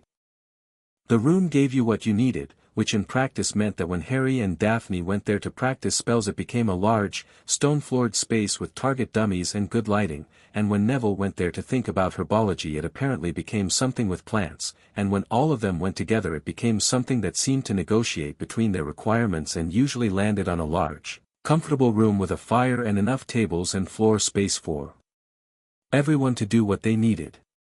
Harry spent 2 afternoons in the week before Christmas practicing the spells he thought he might need. Not the first-year curriculum, that was internalized by now, automatic. He worked on the things at the edge of his current ability, the higher-end shield charms, the precision work of reductor at angle and force, the theory of magical intent under extreme pressure that he'd developed from Flitwick's foundational lessons and extended well beyond them. Daphne practiced with him. She was, Harry had concluded by now, an exceptionally precise caster, not the most powerful in terms of raw force, but with a control over the shape of her magic that made each spell exactly what she intended rather than approximately what she intended. She'd explained this once as a family training. My mother used to say that a precisely wrong spell tells you more than an approximately right one.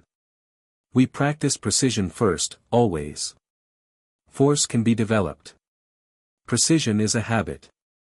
On the 23rd of December, 3 days before Harry expected Quirrell to move, the snake in the walls found him in the room of requirement. It came through a gap near the floor, not physically alarming, but unexpected, and Harry was on his feet before he registered it was a snake rather than something else. "Peace, speaker," it said. "I bring word." Harry sat back down. "Tell me." "The dark thing moved last night," the snake said. "Not to the door, differently. It went to a room in the East Tower. It was there for a long time. We think it was communicating with something outside the castle." Harry stared at the fire. "Outside? How?"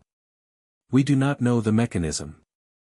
But the feeling in that room afterward," the snake paused in the way snakes paused, which was total and complete. "Something that should not be inside these walls was, briefly, inside these walls. Something that came from outside." Harry thought about this very carefully. Voldemort communicating with Quirrell wasn't new, the whole arrangement suggested ongoing contact. But communicating with something outside the castle implied a logistics that Harry hadn't fully mapped yet. It implied external support. Someone outside Hogwarts who was part of the operation. "Did you get a sense of what was communicated?" Harry asked. "Only a feeling," the snake said. "Urgency. And a date." "What date?" The snake's tongue flickered. "It does not speak in human dates. But the urgency felt like, soon. Very soon." Harry thanked the snake. It retreated through the gap. He sat for a moment. Then he went to find Daphne.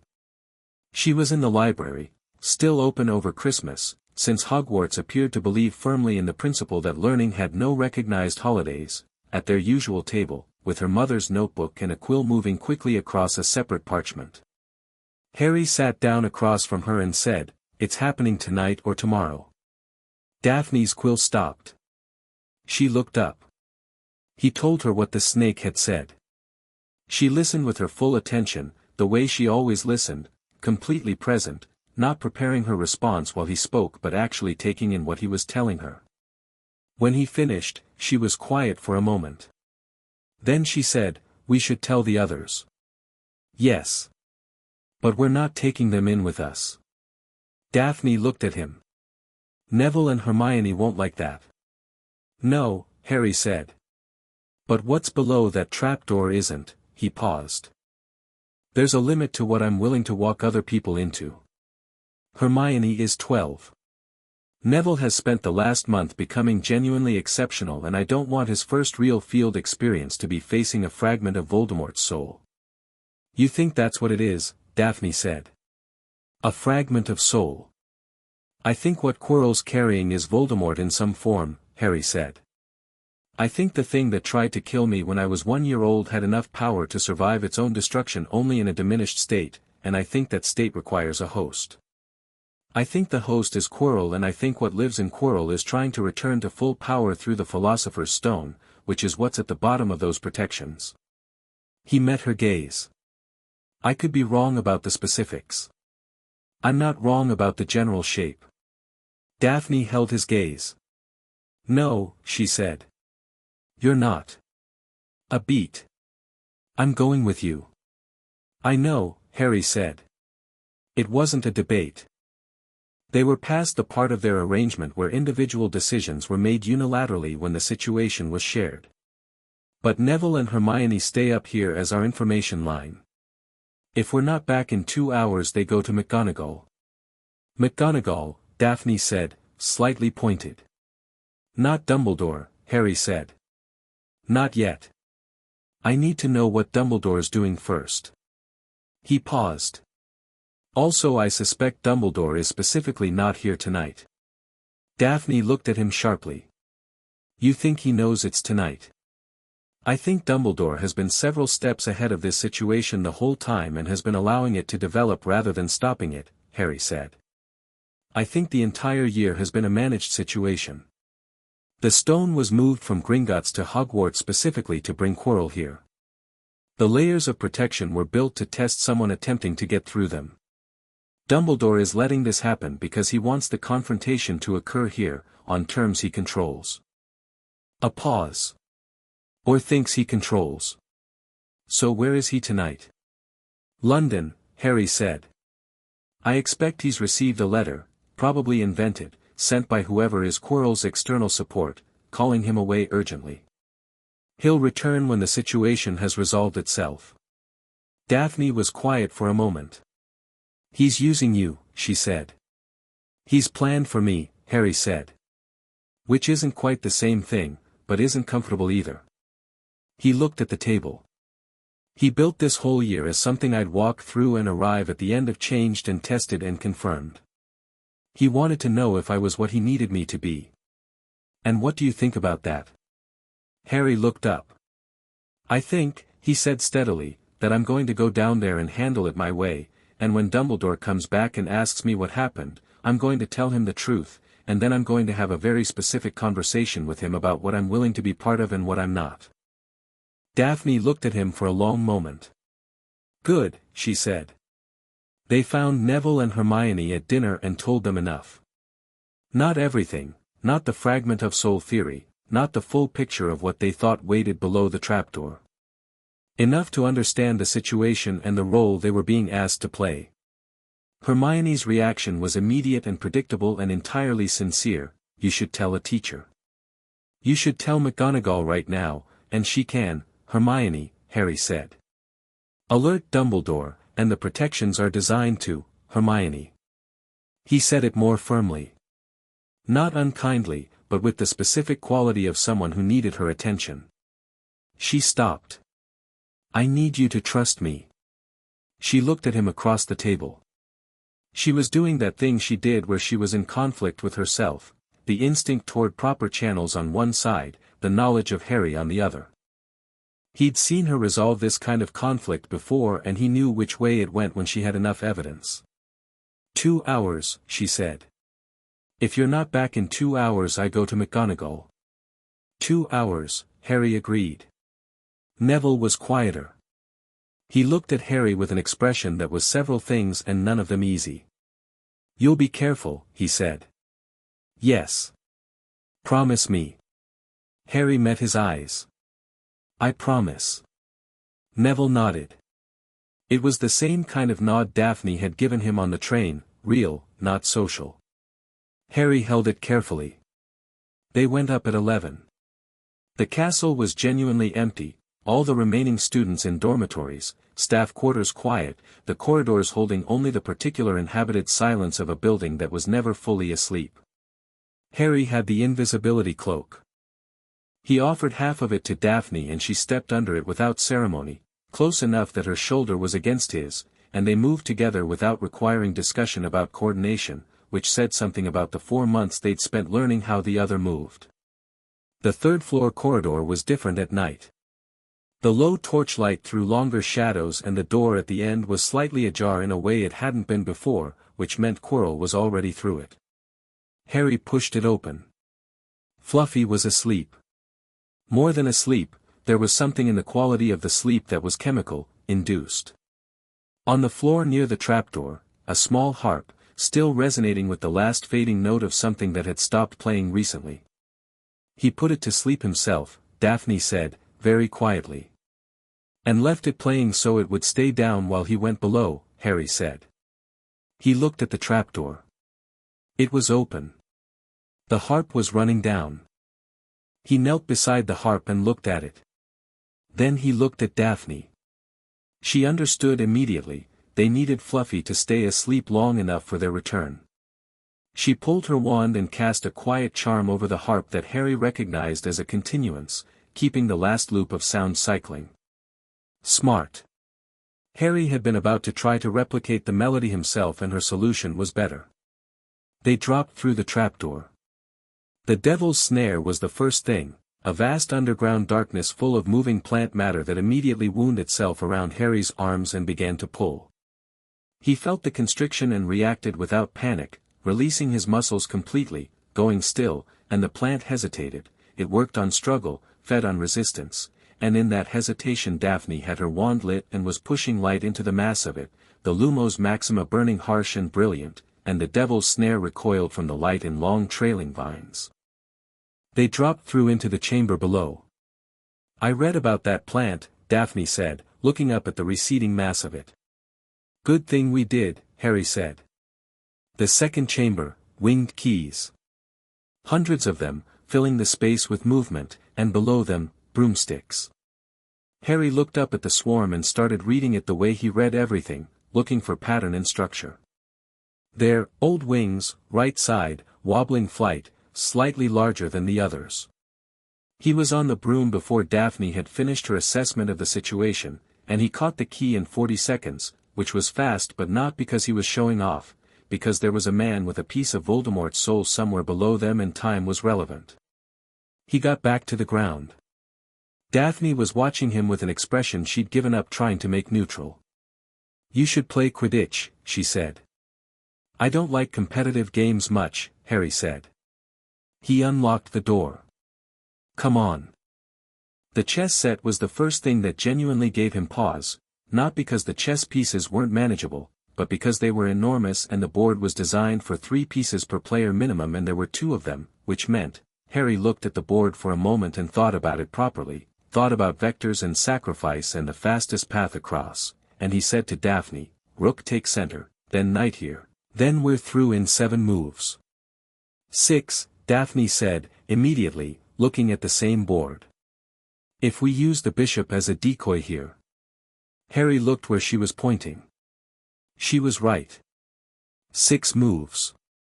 2 pieces destroyed in the process, the pawns they'd taken, which had been smashed by opposing pieces, and they were across.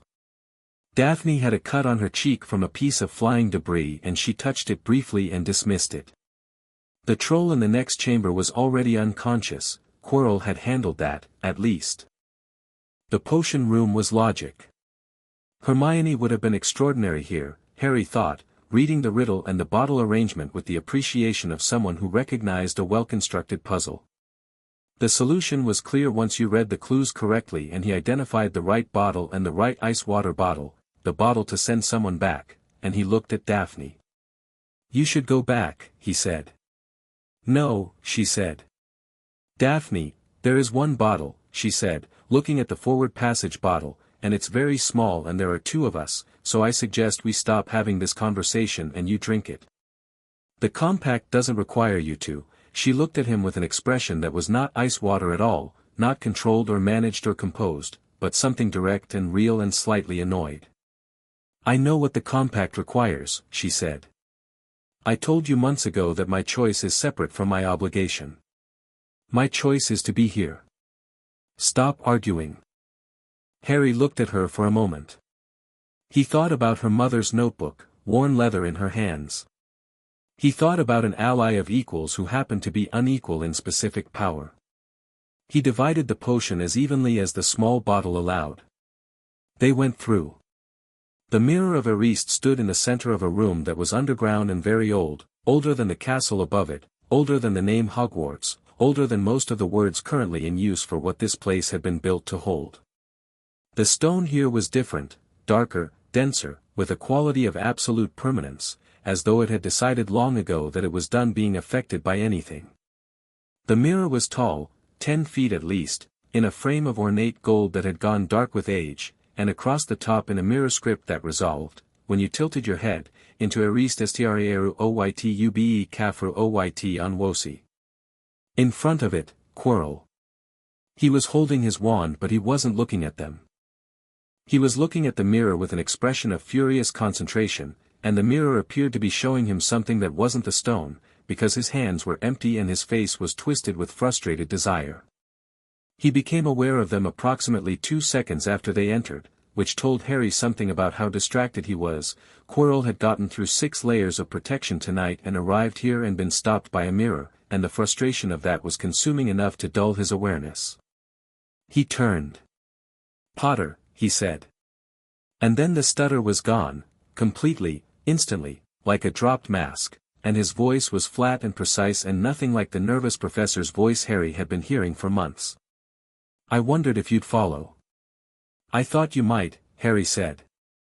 He didn't stop moving, he stepped sideways, drawing Quirrell's attention while Daphne moved the other direction, not dramatically but enough that Quirrell now had 2 positions to track instead of 1. "You've been sloppy about the snake network. They told me you were learning the protections." Something moved in Quirrell's expression. "The castle's serpents." His voice had an undercurrent now, something that wasn't quite his voice, something that lived beneath it. "Of course. You have the tongue." "I do." "Then you understand what you're standing near," Quirrell said. "What lives in this room with us." "I understand what lives in you," Harry said. "Or what's using you." Quirrell smiled. It was the smile of a man who had given up the effort of pretending to be more than a vehicle. "Then you know you cannot stop this." "I'm here, aren't I?" "You're a child," Quirrell said, with a dismissiveness that would have been more effective if his hands hadn't been shaking slightly. "You're an 11-year-old boy who was lucky enough to survive something he was too young to understand." "My mother's magic," Harry said. "I understand it. I've spent months understanding it." He watched Quirrell's face. "She gave her life for me and it created a protection so complete that you," he said it directly, past Quirrell, past the surface of him, toward whatever lurked beneath, "couldn't touch me. Couldn't kill a 1-year-old child. And you've spent 10 years in pieces because of it." The room went colder. Something moved in Quirrell's face that wasn't Quirrell at all, something older, something that moved the flesh of a man's face like a puppeteer, something that had been watching Harry since he said the name. "Bold," it said. Through Quirrell's mouth, in Quirrell's voice, but pressed differently, shaped by something else, used. "Your father was bold. It didn't save him." "No," Harry said. "It didn't. But my mother's love did something yours never could, it made me, and whatever protection it built is still here. Still in me. And I think," he kept his eyes on Quirrell but his awareness extended to the mirror, to the room, to Daphne moving quietly to the left, "that you already know what that means for tonight." "It means nothing tonight," Quirrell said. "I need only the stone. I won't touch you." "The stone is in the mirror," Harry said. "And you can't get it out." Quirrell's expression twisted. "But you can." "I could," Harry agreed. "If I wanted it." "Which is the point." He met Quirrell's eyes steadily. "I don't want to use it. And neither of us is going to give it to you." The pause that followed was a held breath. Then Quirrell moved, faster than a nervous-looking professor should have been able to move, his wand coming up in a motion that had nothing amateur about it, and the curse he threw was dark and fast, and Harry moved into it rather than away from it, which was counterintuitive but was the correct response to a cutting curse, because moving away gave it more time in your space and moving into it crossed the line of fire faster. He felt the edge of it across his left arm, a line of bright pain, and his wand was already up and his return was not a curse. Harry didn't use curses, had made a deliberate choice about that, had thought about it at length and decided that what you used under pressure became what you were. His return was a binding charm, a complex one, the kind that wrapped multiple joints simultaneously, and it hit Quirrell at the wrist and elbow of his wand arm and snapped tight. Quirrell's wand clattered on the stone floor. Daphne's immobilizing hex hit him from the left less than a second later. Not the kind that froze you completely, she'd been careful about that, had clearly thought about what complete immobilization of a person sharing a body with something else might do, but the kind that locked the major muscle groups, removed the capacity for voluntary movement, left the subject standing still and helpless and entirely aware. Quirrell stood frozen. His chest was heaving. His eyes were moving, not Quirrell's eyes, something behind Quirrell's eyes, something that was doing its calculations and finding the numbers wrong in every direction. Harry walked to stand in front of him. "It's over," Harry said. Not triumphant, just informative. "Nothing is over," the thing said, through Quirrell's mouth, through the strange pressed flat quality that wasn't human speech. "I am Lord Voldemort. I do not end. I do not stop. What you have done tonight is a delay," Harry said. "I know. You're not going to be stopped completely tonight. I understand that." He kept his eyes steady on the thing in Quirrell's face. "But you're not getting the stone. And you're not killing anyone tonight. And Quirrell is going to spend the rest of whatever time he has left in a medical facility because he made a choice that you took advantage of, and I think that's enough for tonight." Something moved in the thing behind Quirrell's eyes, something that Harry thought, with a cold clarity, was surprise. It had expected rage or fear or the desperate overreach of a child in over his head. It hadn't expected this. "You're not afraid," it said. "No. Why not?" Harry thought about the garden. He thought about the snake bowing. He thought about 5 years of building walls. He thought about a small bottle of potion split between two people in a firelit underground room. "Because fear of you is how you get power you haven't earned," Harry said. "My parents were afraid of you and you killed them. I decided a long time ago not to pay that particular toll." The room was very quiet. Then he reached out and touched Quirrell's arm, through the binding, through the frozen stillness, and the protection his mother had left in him did what it had always done, what no dark magic had ever been able to undo, it burned. Quirrell screamed, or the thing inside him screamed, or both, and Harry felt it in his own hand, felt the burning answer, felt his scar tear open with a pain so sharp it wiped thought completely for a moment, and then the thing in Quirrell's face was leaving, visibly, the quality of the air changing as something that had been present was suddenly not. He let go. He stepped back. Quirrell collapsed.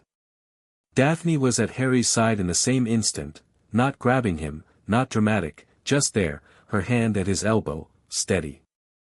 He was bleeding from the scar and from the cut on his arm, and the room was spinning slightly in the specific way that said he'd pushed something further than his body had been asked to go before.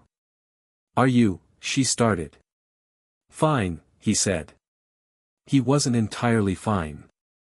But he was standing, and Quirrell was down, and the mirror of Eriste was showing him. He glanced at it without meaning to, something he immediately looked away from because it wasn't for now. He looked at the mirror. He looked at the stone floor. He looked at his own hand, which had burned. "He's gone," Daphne said, looking at Quirrell. "Whatever was in him, the quality of the room is different." "For now," Harry said. "He's not destroyed. He's just displaced." "Yes." She looked at him. There was a cut on her cheek from the chess room and her composure was fully operational, but underneath it something was running very hot. "Your hand." It burned him. Whatever protection, Harry looked at his palm. Red, but not damaged. The burning had been for Quirrell, through Harry's skin, not of Harry's skin. I didn't choose it. It just happened. Your mother's magic, Daphne said. Yes. He flexed his hand. I need to tell Dumbledore about this. About all of it. He met her eyes. But I want to think about how, first. I want to decide what I'm going to tell him and in what order and what I'm going to ask for in return. She held his gaze. You're going to negotiate with Dumbledore. I'm going to have a conversation with him, Harry said. In which I'm going to make some things very clear. They were quiet for a moment. We should get out, Daphne said. Quirrell needs medical attention. Yes. Harry moved to Quirrell, who was breathing, shallowly but steadily, and who was now simply a man and nothing more. Help me get him up. They got him up.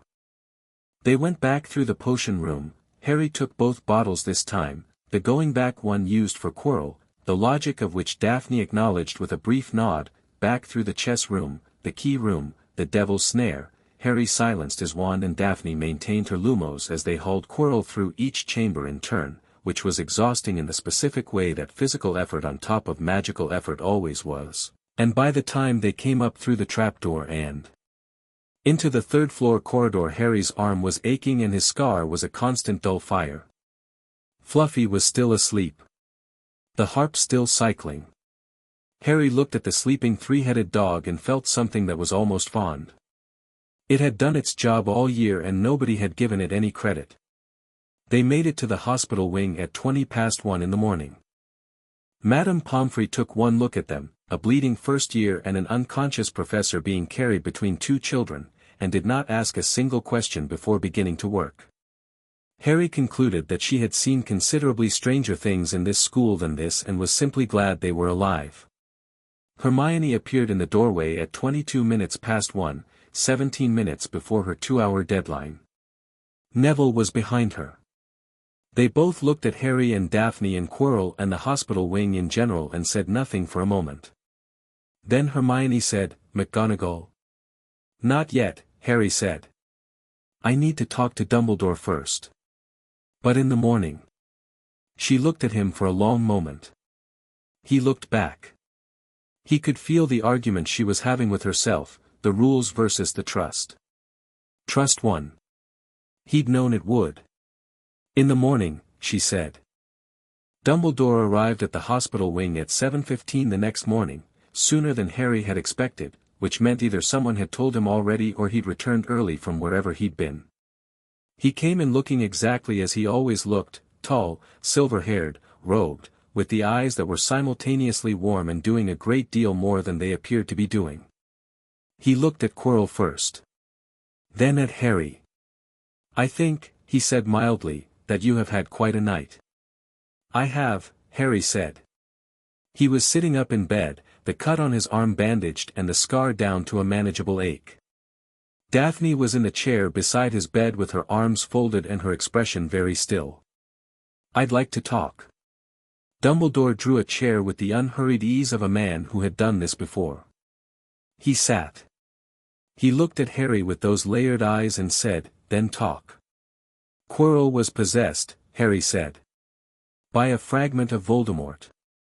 "You knew that." A pause. Not quite a confirmation, not quite a denial. "I had my suspicions," Dumbledore said. "You moved the stone here to force the confrontation," Harry said. "The protections weren't designed to stop Voldemort, they were designed to guide whoever tried to get through them. Layer by layer, each one more revealing than the last. You built a test." Dumbledore looked at him with something that Harry thought, for a moment, might actually have been discomfort. "You are perceptive," he said. "To a degree that I confess I did not fully anticipate." "I've been preparing since I was 6, Harry said. "I'm not the ignorant child you left in a cupboard." The warm expression didn't disappear, but something shifted behind it. "You know about the cupboard." "I lived in it," Harry said. "And you put me there." The silence that followed had weight and texture and honesty in it. "I had reasons," Dumbledore said. His voice was quieter. The blood protection, your mother's sacrifice, it was maintained by my aunt's blood, Harry said. I read the theory. I understand the mechanism. I'm not saying the choice was simple. He kept his eyes on Dumbledore's. I'm saying that a child living in a cupboard for 10 years, told he was worthless and unwanted, was not a protected child. He was a convenient child. And there's a difference. Dumbledore was quiet. I also want to know, Harry said, what you're planning to do with me. Long term. What role I play in whatever you're building. Dumbledore looked at him for a long moment. May I ask, he said, what makes you think I'm building something? The entire year was structured, Harry said. Quirrell was allowed to operate with more freedom than he should have been given if you simply wanted to protect the stone. You could have moved it again. You could have handed it to Nicholas Flamel and ended the threat. You didn't. You put it here and you put layers around it and you waited. A pause. You were waiting to see if I'd pass through them. Dumbledore's expression was, for the first time since Harry had known him, genuinely uncalculated. Just an old man looking at an 11-year-old who had laid out the truth of a year's worth of careful planning in 3 minutes. You are not what I expected, he said. And where he'd said it before, to McGonagall, it had felt like a surprised assessment. Now it felt like a reckoning. I know, Harry said. So here's what I want you to understand. He sat forward slightly. The morning light was coming through the hospital wing windows and making everything feel more real than the previous night's underground drama. I'm not a piece on your board. I'm not a weapon you're pointing at Voldemort. I'm not the boy who lived in the way that phrase is used, as a symbol, as a story, as a thing that represents something larger than itself. He met Dumbledore's eyes without blinking. I am a person who is going to make my own decisions about how I engage with this fight. I will be honest with you about what I know and what I'm doing. I expect the same in return. Dumbledore looked at him. Those are my terms, Harry said. And they're not negotiable. The hospital wing was very quiet. Daphne, in her chair, had not moved or spoken. Dumbledore looked at Harry and his expression was going through something that was too complex to read in a single moment, something that was multiple things at once, and not all of them comfortable. Then he said, Nicholas Flamel has agreed to destroy the stone. Good, Harry said. Quirrell will be moved to St. Mungo's. The damage done by sustained possession is extensive. A pause. He may not recover fully. I know, Harry said. I'm sorry for that. He made a bad choice, but what happened to him afterward wasn't proportionate. Dumbledore looked at him sharply, surprised, Harry thought, by the compassion. Expecting triumph and finding something more complicated. You are, Dumbledore started. Not what you expected, Harry said. You said. Something very close to a smile. Complicated and genuine and a little bit sad. No, Dumbledore said. Not at all. He stood. He looked at Harry for a moment and then said, with a directness that matched Harry's own, I will try to be more honest with you. I will not promise to succeed immediately, habits of long years are not easily broken. But I will try. That's all I'm asking, Harry said. Dumbledore moved toward the door. At the threshold he paused. The stone, he said, without turning. When you stood before the mirror. What did it show you? Harry had been expecting this question. He'd thought about it since the moment he'd glanced at the mirror and looked away. Something I'm not ready to talk about yet, he said. Dumbledore was still for a moment. Then he made a small sound that might have been acknowledgement or understanding or both, and he walked out, and the door swung closed behind him. Daphne looked at Harry. The mirror, she said. Not a question, an offer, an open door. She wasn't demanding. She was giving him the choice. Harry looked at the window. At the morning light and the snow on the grounds outside and the specific quality of a castle the morning after something important had happened in it.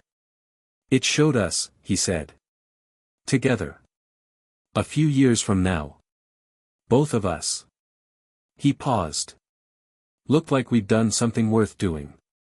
Daphne was quiet. I looked away, Harry said. Because it's not something to want.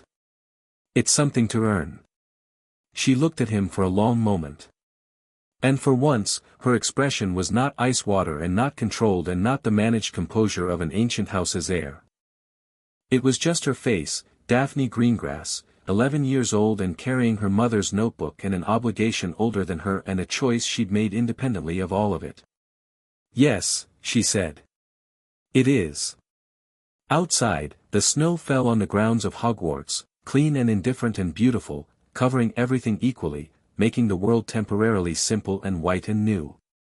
Harry lay back against the pillow and looked at the ceiling and thought about his mother. He thought, thank you.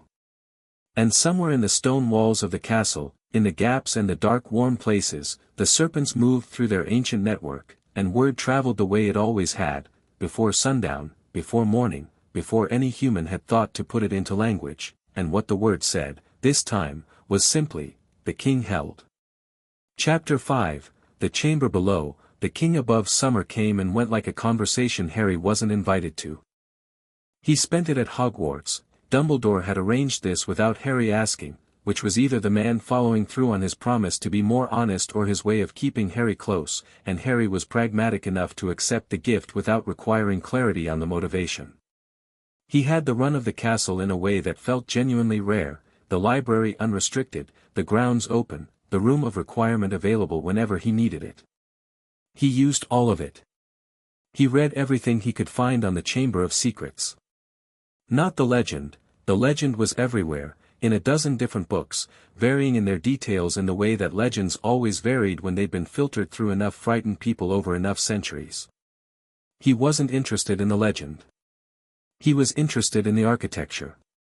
He went back to Eulalia Macmillan. He found 2 more texts on Founder-era construction. He spent 3 weeks in late June building a map of the castle's lower levels that was more complete than anything in the library, cross-referencing Macmillan's frustrated annotations with a survey text from 1821 and a personal journal he found in the restricted section written by a Hogwarts caretaker in the 16th century who had apparently spent 40 years noticing things about the castle's plumbing that nobody else thought worth writing down. The map told him several things. The first was that the castle's lower levels were considerably more extensive than the third-floor trapdoor had suggested. What he'd gone through in November was the surface of it, the layer that Dumbledore had fitted out and controlled. Below that was older space, and below that was older still. The second was that the Chamber of Secrets, if it existed in the physical form the legend described, was almost certainly accessible through the castle's water system. The caretaker's journal kept referencing the old serpent pipes, with a reverence that suggested he knew what they connected to without knowing what to do with that knowledge. The third thing the map told him was where the entrance was. He didn't go immediately.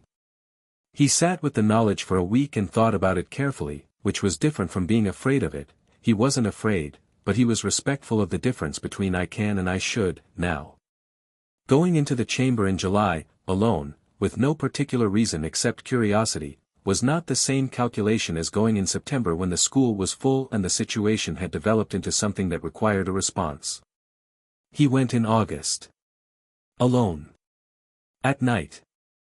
The entrance was in the second-floor girls' bathroom, specifically, in a sink with a small serpent etched on the tap, which Harry had found after 3 weeks of checking every piece of plumbing in the castle's accessible levels with a small illuminated glass he'd modified for the purpose.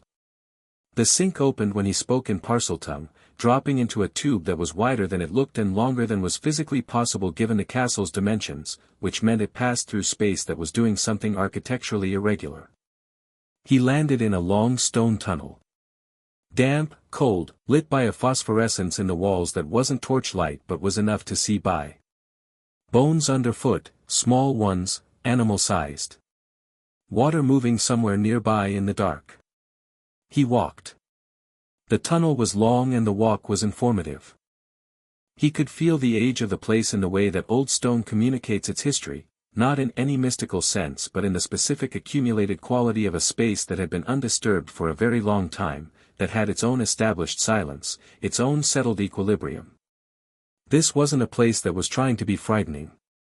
It was a place that had forgotten there was anyone left to frighten. He came to a door, massive, serpent-carved, the kind of door that exists to announce something. He spoke to it in Parseltongue and it opened.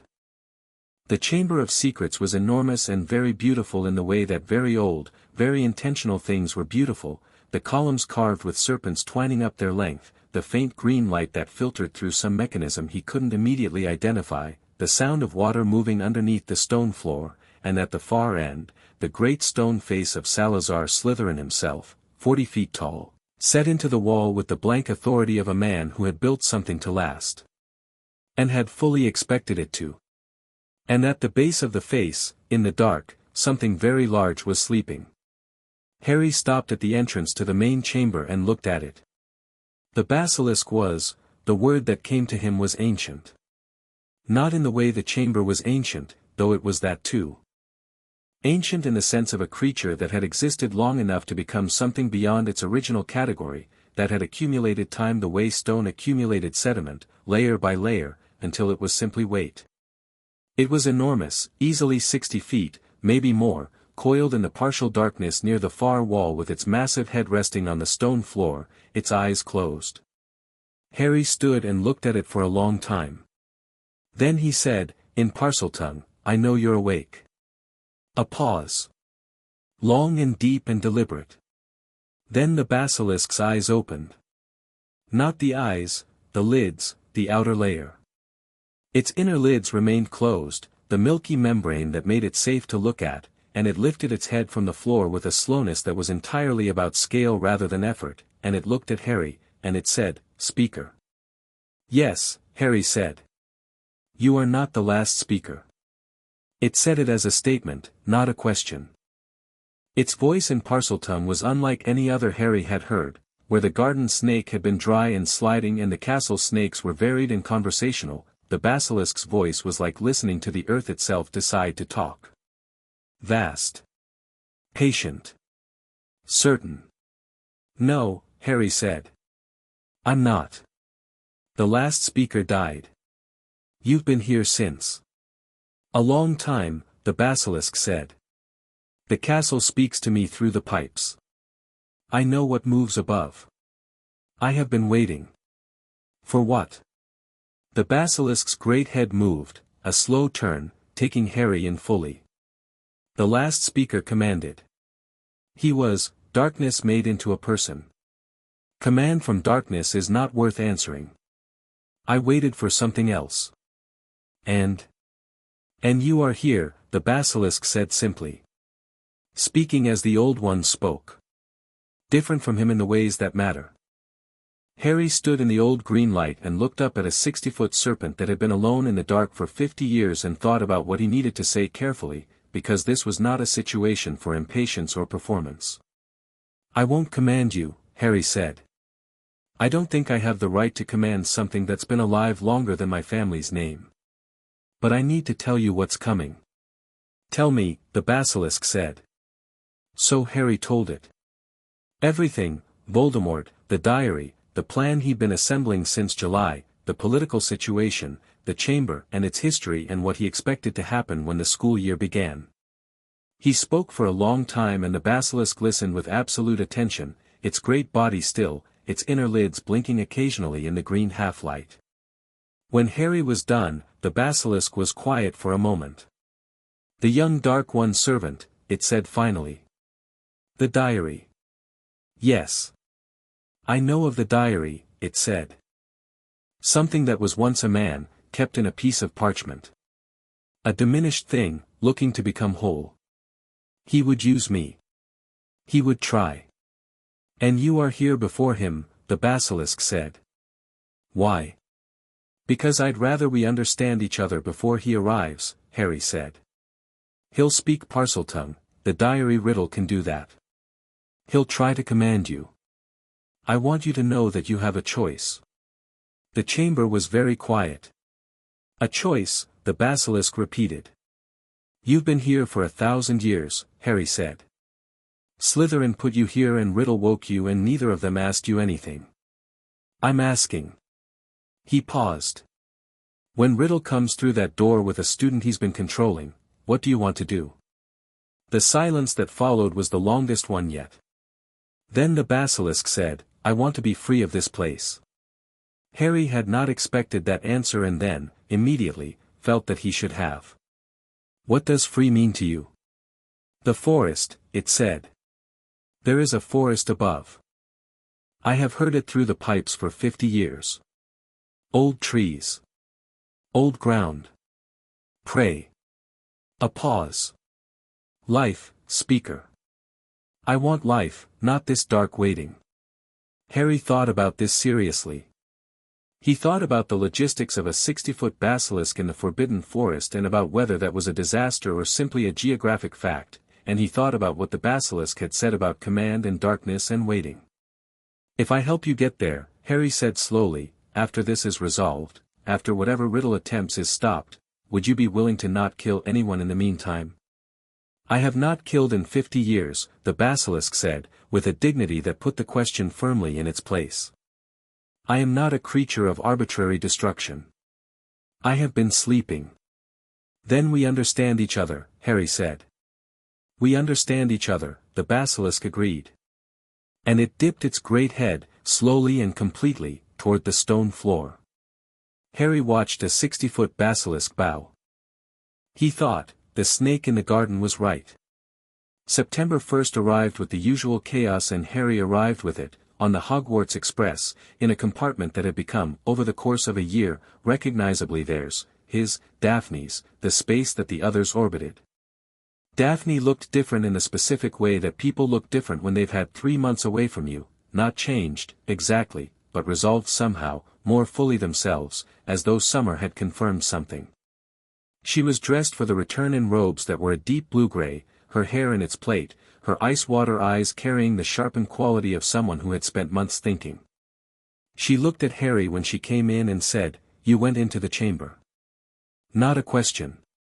He hadn't told her, hadn't had a way to, over summer, without the kind of written evidence that felt premature. "How did you know?" he said. "Because you look like someone who has settled something," she said. She sat down. "Tell me." He told her. She listened with the complete attention she always gave him, and when he described the conversation with the basilisk her expression went through something that he had learned to read as recalibrating significantly. "You negotiated with it," she said. "I had a conversation with it," Harry said. "The outcome happened to be useful for everyone." "You negotiated with a 1,000-year-old basilisk," she said again, slightly differently. "It wants to live in the forest," Harry said. "That's a reasonable thing to want." She looked at him. "You know, occasionally I think I have a complete picture of what you're capable of and then you do something that extends the canvas considerably. Is that a problem?" "No," she said. "It's one of approximately 4 things I find genuinely interesting about being alive." She said it matter-of-factly, the way she said things that mattered, without decoration. Then she looked out the window. "Tell me about the diary." He told her everything he knew about Horcruxes, the word he'd found in a book in the restricted section over summer, a book he'd had to retrieve with careful application of a summoning charm because it had been shelved behind a locked glass case. He'd read the relevant chapter in the library bathroom with the door locked and then returned the book exactly where he'd found it, because some knowledge you kept and some knowledge you kept and kept quiet about having. Daphne listened. Her composure held but her hands went still in her lap in the way they did when she was very focused. "Part of his soul," she said.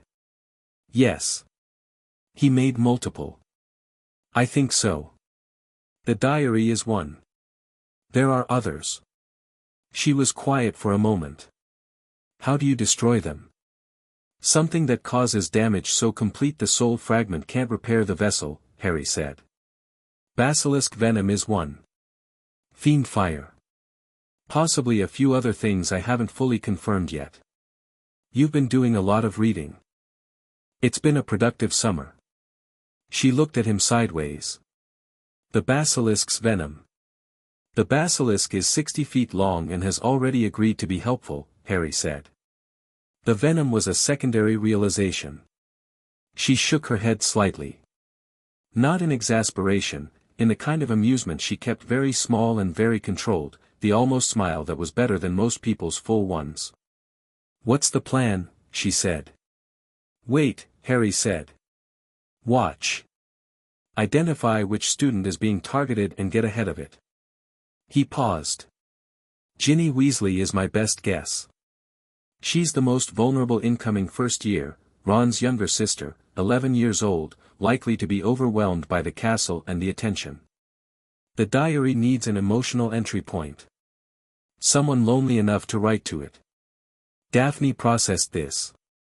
"How do we watch for it without making her defensive?" "Neville," Harry said. "She knows him from home, they're neighbors, I think. He can check in with her naturally. And Hermione's been thinking about running a kind of informal first-year support group." He paused. "Not for surveillance. Actually for support.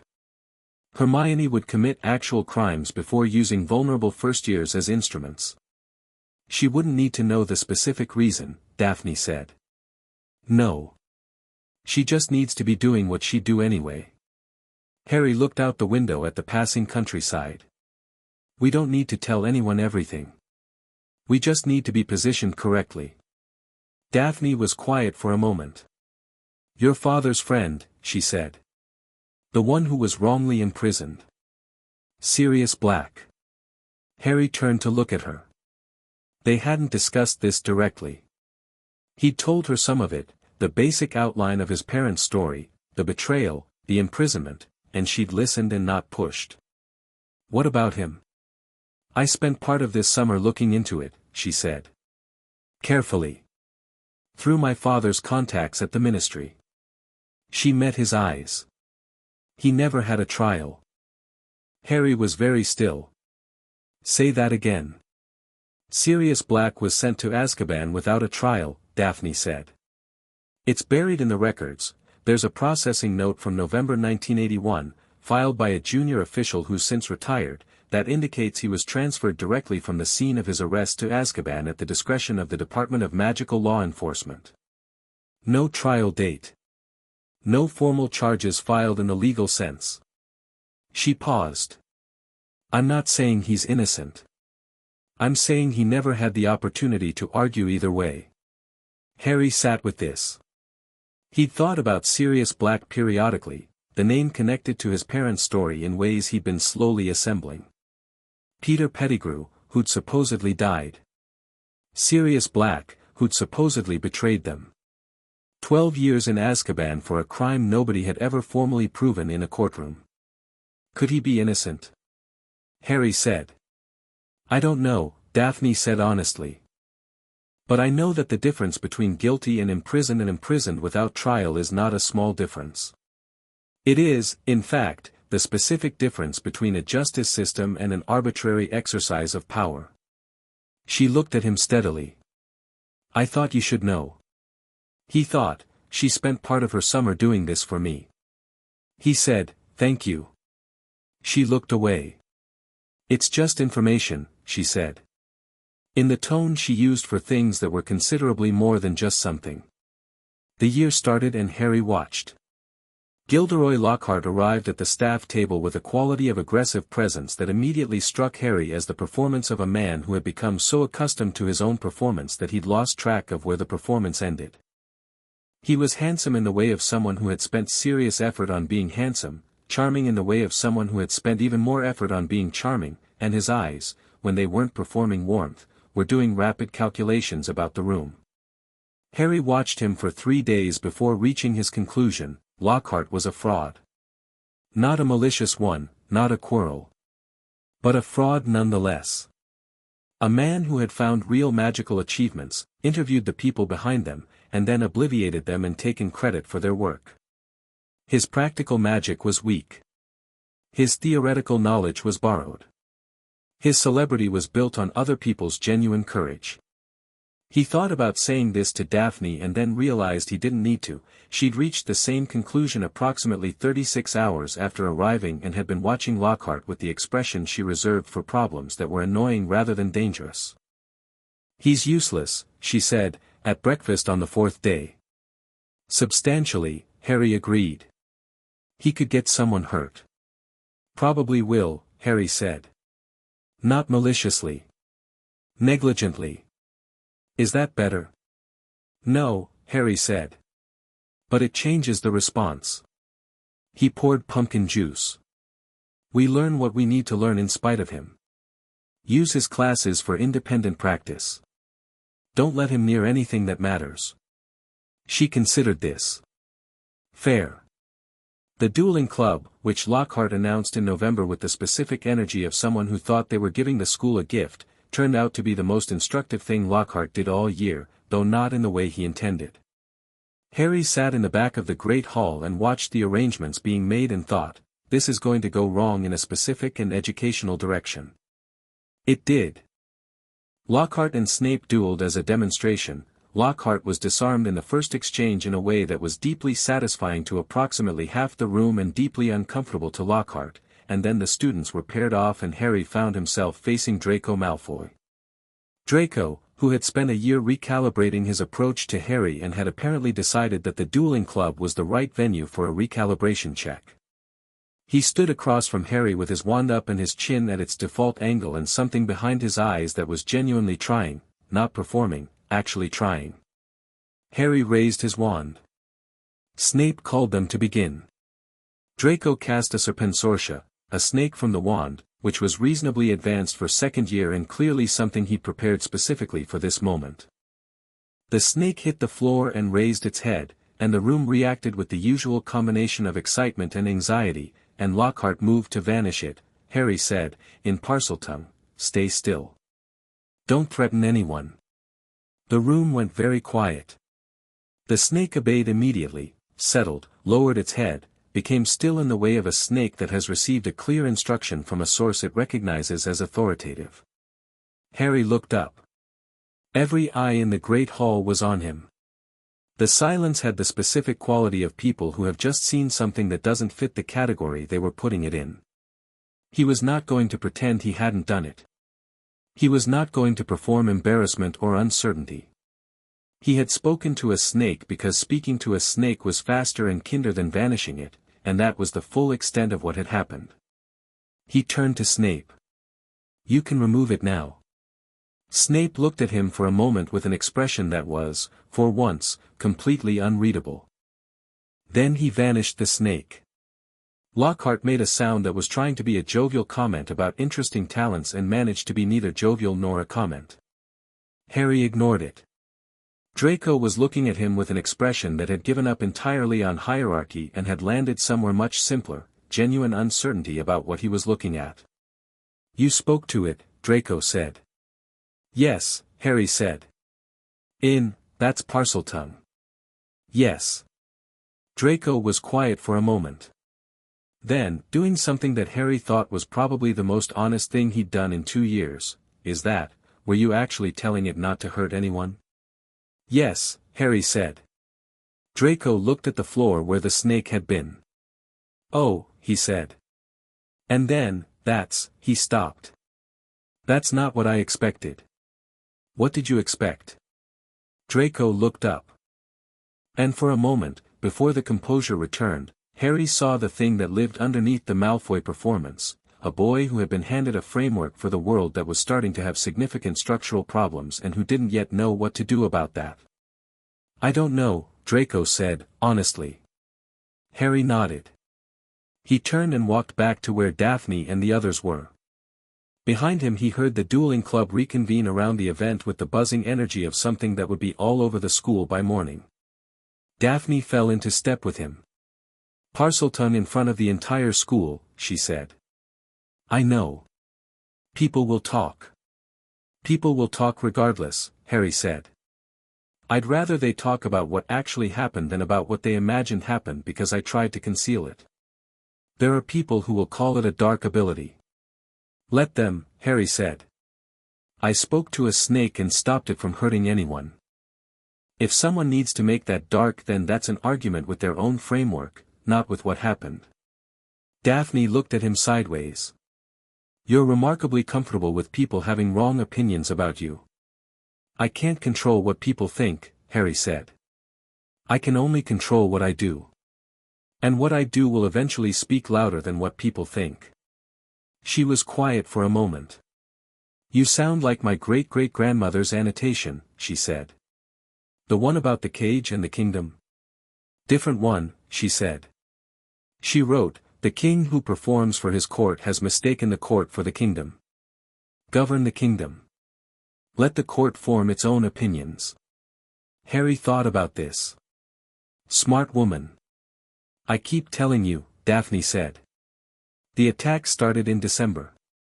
The first was a Gryffindor fourth year named Colin Creevey, found petrified outside the library with a camera that had been melted from the inside. Harry heard about it at breakfast and felt the timeline he'd been managing tightened significantly. He knew what this meant. The diary was active. Someone was feeding it and Riddle was reaching through it, and the basilisk was moving through the pipes on Riddle's current commands, not on the agreement Harry had made in August, which meant Riddle was exercising control Harry had hoped to preempt. He went to the chamber that night. The basilisk was different than August, not hostile, but taut with something that Harry recognized as a creature under competing pressures. You have been active, Harry said. I was commanded, the basilisk said. I resisted as much as I could. The boy was not killed. The boy who writes in the diary. He speaks the tongue, the basilisk said. Imperfectly. Like speaking through water. But the tongue is the tongue and my nature responds to it. I understand, Harry said.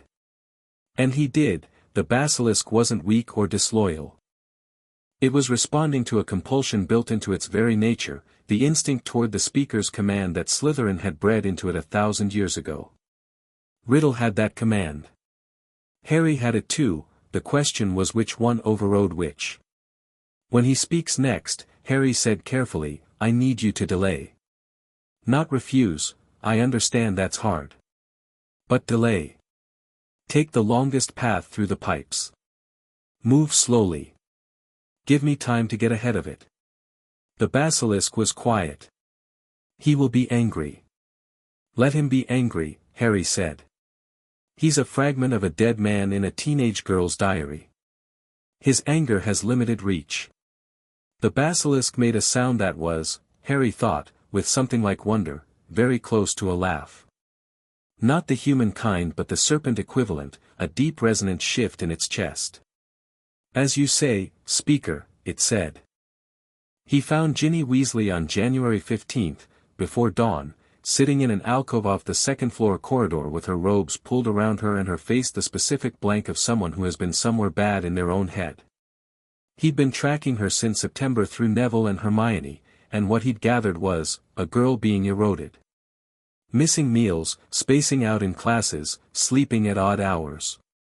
The diary was feeding on her slowly, taking pieces of her and filling the space with Riddle, and the fact that she was still recognizably herself was a function of her stubbornness rather than any protection anyone had given her. He sat down beside her. Not speaking immediately, just present. She looked at him with the exhausted wariness of someone who expected to be handled. I know about the diary, he said. The expression that moved across her face, shock, relief, shame, fear, all of it at once, none of it controlled, was the expression of someone who has been carrying something too heavy for too long and has just been told they don't have to carry it alone. How? She whispered. Because I've been watching for it, Harry said. Since before school started. He kept his voice level and honest. I'm not here to take points or report you to anyone. I'm here because what's happening to you is not your fault and it needs to stop. She looked at him. She was 12 years old and small for her age and she had the red Weasley hair and the Weasley freckles and she was coming apart at the seams in a way that her brothers, who saw her at meals and in the corridors, hadn't been looking closely enough to see. The diary, she said. He talks to me. He understands me. She stopped. He knows everything about me now. Everything I wrote. His name is Tom Riddle, Harry said. He was a student here 50 years ago. What's in the diary is a piece of his soul, a fragment he put there deliberately. He's been using you to open the chamber. He's been using your energy to rebuild himself. Her face went very white. The attacks, she said. Yes. I don't remember, I know, Harry said. He takes over. You're not doing it, Ginny. He is. He looked at her steadily. I need the diary. She reached into her robes. Her hands were shaking. She produced it, a battered thing, black cover, worn at the corners, and held it out. Harry took it. He looked at it. He could feel something from it, a faint emanation, like the feeling of a room that's recently been occupied by something cold. A presence, aware and calculating, even now. He wrapped it in his invisibility cloak and put it in his bag. What are you going to do with it? Ginny asked. Destroy it, Harry said. How? I have a method, Harry said. Don't worry about the specifics. She looked at him with something that was moving toward trust. People say you're strange, she said. The Slytherin who should have been Gryffindor. The Parseltongue who isn't like you know who. People say a lot of things, Harry said. Do they bother you? He thought about it honestly. No, he said. They used to, when I was younger and smaller.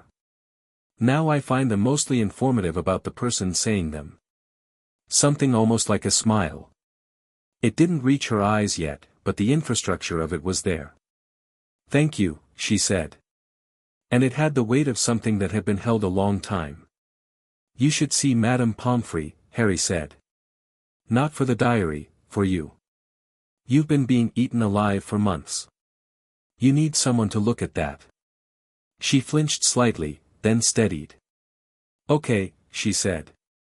Do you want me to walk with you? She looked at him. The early morning light was cold and gray in the alcove and she looked exhausted and 12 and braver than most people twice her age. Yeah, she said. Actually. Yeah. He destroyed the diary in the chamber 2 nights later. Not with the basilisk's venom directly, he'd thought about this carefully and decided against an approach that required the basilisk to act against a Parseltongue speaker, even a fragmentary one, because the compulsion issue was real and he wasn't going to put the basilisk in a position of internal conflict if he could avoid it. He'd found another method, a weapon already in the chamber, a fang that had shed naturally, the basilisk confirmed, when Harry asked, that shed fangs retained their venom properties for approximately 6 months after shedding. He brought the diary into the chamber and set it on the stone floor. The diary opened by itself. Tom Riddle's ink handwriting appeared on the page, and then, between one moment and the next, something rose from the diary like smoke becoming solid, a shape that was young and dark-haired and had Voldemort's eyes already, even at 16, even in this reconstructed form. It looked at Harry. Harry Potter, it said. Its voice was Parseltongue smooth, performative, the voice of someone who had practiced being impressive for a long time. I wondered when you'd come. I know, Harry said. It's one of your patterns, you tell people you expected them. It makes you seem in control. Riddle's expression shifted. You're very confident for someone standing in my chamber. It's not your chamber, Harry said. It stopped being yours the night you died. You're a piece of a dead man that hasn't figured out it's dead yet. He looked at the shade without particular emotion. I'm going to give you the chance to do this with some dignity. Let go of the diary. Stop fighting the destruction. Whatever you are now isn't life and it isn't death, it's just pain extended indefinitely. Riddle looked at him with the fury of someone being dismissed by someone they considered beneath dismissal. You have no idea what I am, he said. What I've built. You were a brilliant orphan who was so frightened of death that you tore your own soul apart trying to avoid it, Harry said. I know exactly what you are. I've been reading about you for a year. He paused. I'm sorry for that, actually. For what made you what you became. Not for what you did with it. But for the starting point. The shade stared at him. Something moved in its face that was, complicated. That was, very briefly, something almost human, some flicker of the brilliant damaged boy he'd been before he started making himself into a monster. Then it was gone. Sentimental, Riddle said. He reached for the magic in the chamber, drew it toward himself. Harry felt it, the pull of it, the way a Horcrux attempted to defend itself. Kill him, Riddle said. The basilisk didn't move. Riddle turned. I said, the serpent and I have an understanding, Harry said. He held up the shed fong. And I'm afraid this conversation is over. He drove the fong through the diary. The sound the diary made when the venom hit the soul fragment was something Harry had not prepared for, a sound that was not quite human and not quite not, that filled the chamber and the pipes and the old stone around them with something that might have been agony or might have been release, and the shade of Tom Riddle stretched and tore and screamed in the green light and was gone. The ink bled from the diary's pages. Black, into the stone. Done. Harry held the ruined diary and looked at the space where the shade had been. He thought about what he'd said, I'm sorry for what made you what you became, and he found, checking it honestly, that he'd meant it. Not as strategy, not as performance. Actually meant it.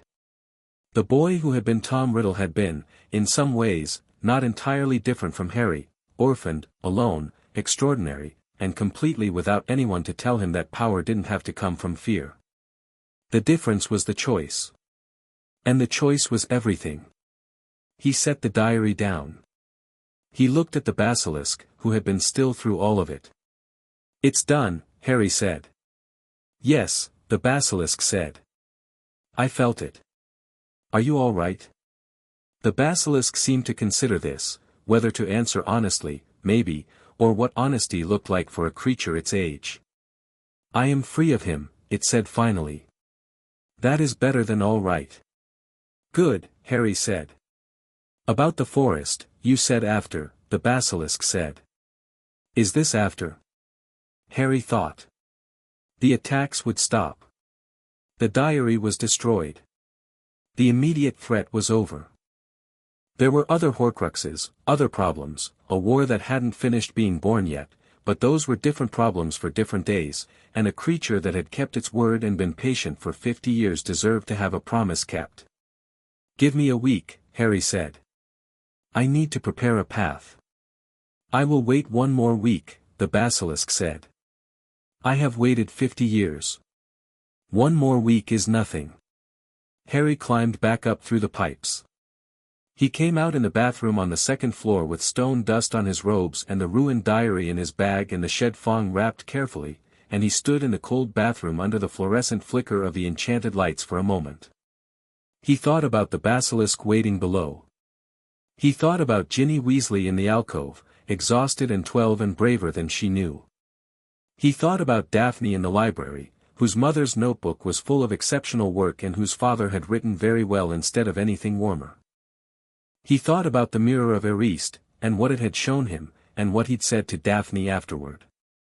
Something to earn, he'd said. He washed the stone dust off his hands. He dried them on the back of his robes. He went to find Daphne. She was in the room of requirement, which had made itself into the comfortable configuration they used when it was just the two of them, chairs by a fire, tables for books, space enough to breathe. She looked up when he came in.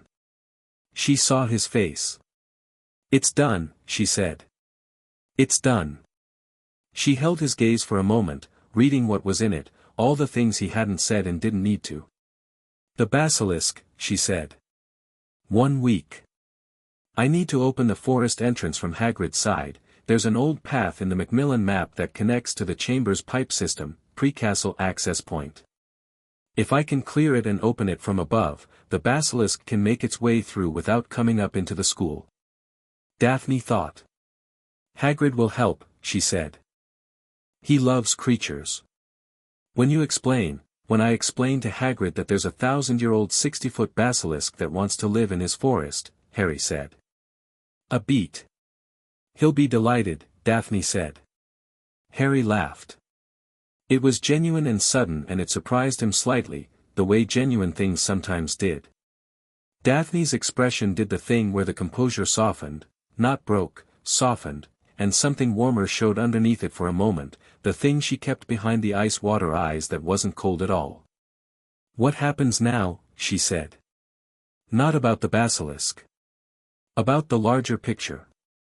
Now we tell Dumbledore about the diary, Harry said. Not everything, not the chamber conversation, not the basilisk arrangement. But the diary, the Horcrux, the destruction. He needs to know what Voldemort was attempting. And Sirius Black. Harry had been thinking about Sirius Black since September when Daphne had told him about the missing trial. He'd spent months building a picture from pieces, Hagrid's fragments, his parents' story, the paper trail Daphne had followed into the Ministry records. Next year, Harry said. Black is going to come to Hogwarts. I don't know exactly when or why yet, but I know he's connected to my parents in ways that haven't been told truthfully, and I know he didn't have a trial, and I know that no trial is a very specific thing in a world with a Ministry of Magic. He paused. I'm going to find out the truth before anyone else gets to tell me a version of it. Daphne nodded. The fire crackled.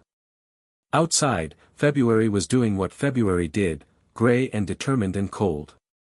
You're building something, she said. I'm always building something, Harry said. I mean specifically, she said. Not just managing situations as they arise. You're building toward something. The basilisk in the forest, the network, Sirius Black, the Horcruxes, you're not just reacting to Voldemort's pieces. You're constructing your own picture and your own response. Harry looked at the fire. He thought about being 6 years old and deciding to find out everything. He thought about the word network and word traveling before sundown. He thought about the chapter on recognition compacts and the annotation about cages and kingdoms. Yes, he said. What's the end of it? She asked. What does done look like? He looked at her. She was watching him with the full weight of her attention, the ice-water eyes carrying everything they always carried, intelligence, composure, the warmth she didn't perform, and behind all of it, the question, real and direct and deserving a real answer. Voldemort actually gone, he said. All the Horcruxes destroyed. The people who followed him held accountable in a courtroom rather than thrown in a prison without trial. A wizarding world that isn't structured around fear of a name. He paused. Sirius Black free, if he deserves to be. And he deserves the chance to prove it either way. Daphne looked at him for a long moment. That's not a small thing to build, she said. No, Harry said. But I've been building since I was 6. I have good foundations. She held his gaze. The fire was warm and the February outside was cold and the room of requirement had made them something comfortable and real, and the two of them sat in it the way they'd learned to sit together, not performing anything, not managing anything, just present. The foundations are good, she said quietly. I've checked. Harry looked at her. He thought about the mirror of Eriste, about looking away from what it showed because it was something to earn. He thought, I'm earning it. I know, he said. Outside, in the pipes below the castle, a basilisk that had been sleeping in the dark for 50 years felt the diary's destruction ripple through the old stone around it and the chamber's ancient magic shift, and it lifted its great head, and through the cold water in the pipes it heard, faintly, the sound of the castle above, the footsteps and the voices and the life of it, and for the first time in a very long time, it waited not with the patience of something that had given up on waiting. Ending, but with the specific quality of something that knew it was nearly over. One more week. Chapter 6, A Kingdom of Two. The week Harry had promised the basilisk was the most logistically complicated week of his second year, and that was including the week he'd destroyed a Horcrux. Hagrid's reaction to the proposal had been, as Daphne predicted, delighted, then immediately concerned, then delighted again in a way that steamrolled the concern. Harry had gone to his hut on a Tuesday evening in early February, knocked on the enormous door, accepted a rock cake he had no intention of eating, sat in a chair the size of a small sofa, and explained the situation in full. All of it. The chamber, the basilisk, the agreement, the 50 years of solitary darkness, the forest. Hagrid had gone through approximately 11 expressions while Harry talked, none of them simple. By the end he was sitting with his enormous hands wrapped around a mug that looked like a barrel and his beetle-black eyes had gone wet at the edges. "Poor thing," he said. It was not, Harry noted, about the chamber. It was about the 50 years. It kept its agreement, Harry said. When Riddle commanded it, it delayed. When I asked it not to kill anyone, it didn't. It's not a dangerous creature in the sense of, it's not looking for trouble. It wants to live in the forest. Course it does, Hagrid said. He set the mug down. He had the expression of a man who had already decided and was now just catching his words up to his decision. The old path Macmillan documented, I know the one. There's a section of forest near the eastern boundary that goes deep enough, old enough. The creature wouldn't be seen unless it wanted to be. You're not worried about the students? Hagrid looked at him. Harry. I've got a 3-headed dog livin' on the 3rd floor, or I did, till last year. I've got a dragon in my past. I think a basilisk that's already agreed to be peaceful is in the middle of the range for this school. Harry thought this was not the strongest risk assessment he'd ever encountered, but it was delivered with such genuine warmth that arguing with it felt beside the point. I'll need you to clear the path from your end, Harry said. I'll open the pipe access from below. We coordinate the timing so it has a clear route without coming up into the castle. When? Hagrid said. Saturday night. After midnight. I'll be there, Hagrid said simply. He paused. Then, in the way he sometimes said things that were much larger than they appeared, your mum would have liked this. Finned in, the middle way. Not killin' what could be worked with. Harry sat with that for a moment. Tell me more about her, he said. When you have time. Hagrid looked at him. His eyes went wet again. Yeah, he said. Yeah, I will. Saturday arrived grey and still, the kind of February night that had given up on weather and was simply occupying the sky as a holding action. Harry went down to the chamber at midnight, opened the old access point that the Macmillan map had shown him, a lateral pipe junction that connected to a natural passage below the castle's eastern foundation, and spoke into the dark. The path is open, he said. Follow the eastern pipe. It will take you up and out through the groundskeeper's territory. He'll be there to guide you to the deep forest. The basilisk's voice came back through the pipes, slow and resonant and carrying something Harry had not heard in it before, something that might, in a human voice, have been called anticipation. I hear you, speaker. Go carefully, Harry said. The passage is narrow in parts. Take your time. I have been patient for 50 years, the basilisk said. I can be patient for 1 more hour. Harry sat in the chamber for a while after the sound of its movement faded through the stone. He sat in Slytherin's enormous room with its column serpents and its green phosphorescent light and its 40-foot stone face, and he thought about what this place had been for 1,000 years, a monument to a man who had terrible ideas about which people deserved to exist, built with extraordinary craft and genuine genius, repurposed by that same man into a weapon, left dormant and dark and finally, tonight, emptied. He thought about whether to tell Dumbledore about it. He'd been going back and forth on this. On one hand, a secret passage from the castle's foundations to the Forbidden Forest was the kind of thing that a responsible headmaster probably needed to know about. On the other hand, Dumbledore had a demonstrated habit of using information as a tool for management, and Harry wasn't ready to hand over the chamber's existence without understanding how it would be used. He thought, I'll tell him about the chamber. I'll tell him about the diary and the Horcrux and the passage. I'll tell him about the basilisk when I'm ready. Which was not dishonesty, it was sequencing. Dumbledore had told him he would try to be more honest. Harry was trying the same thing in return. He climbed back up through the pipes. He came out in the second-floor bathroom. He stood for a moment in the cold quiet of a castle at 1 in the morning. Through the stones under his feet, very faintly, he felt the vibration of something large moving through deep passages, moving east, moving toward open air and old trees and 50 years of old life. He said, quietly, in Parseltongue, "Good." The petrified students recovered when Madame Pomfrey administered Mandrake restorative draft in early March, Hermione among them, which Harry had been tracking with specific attention since she'd been found in November. She'd been petrified with a mirror in her hand, which had told Harry she'd been investigating the attacks independently and had been clever enough to use reflection as protection. She'd looked at the basilisk's reflection rather than its eyes. He'd visited her in the hospital wing 3 times while she was petrified, which had felt strange, sitting beside someone who was completely present and completely absent simultaneously, and he'd talked, because the theory about petrification suggested that auditory processing might be partially retained and because talking to Hermione felt, even under these circumstances, like something worth doing. He'd told her about the diary. About Horcruxes, in the broad strokes. About what he was building toward.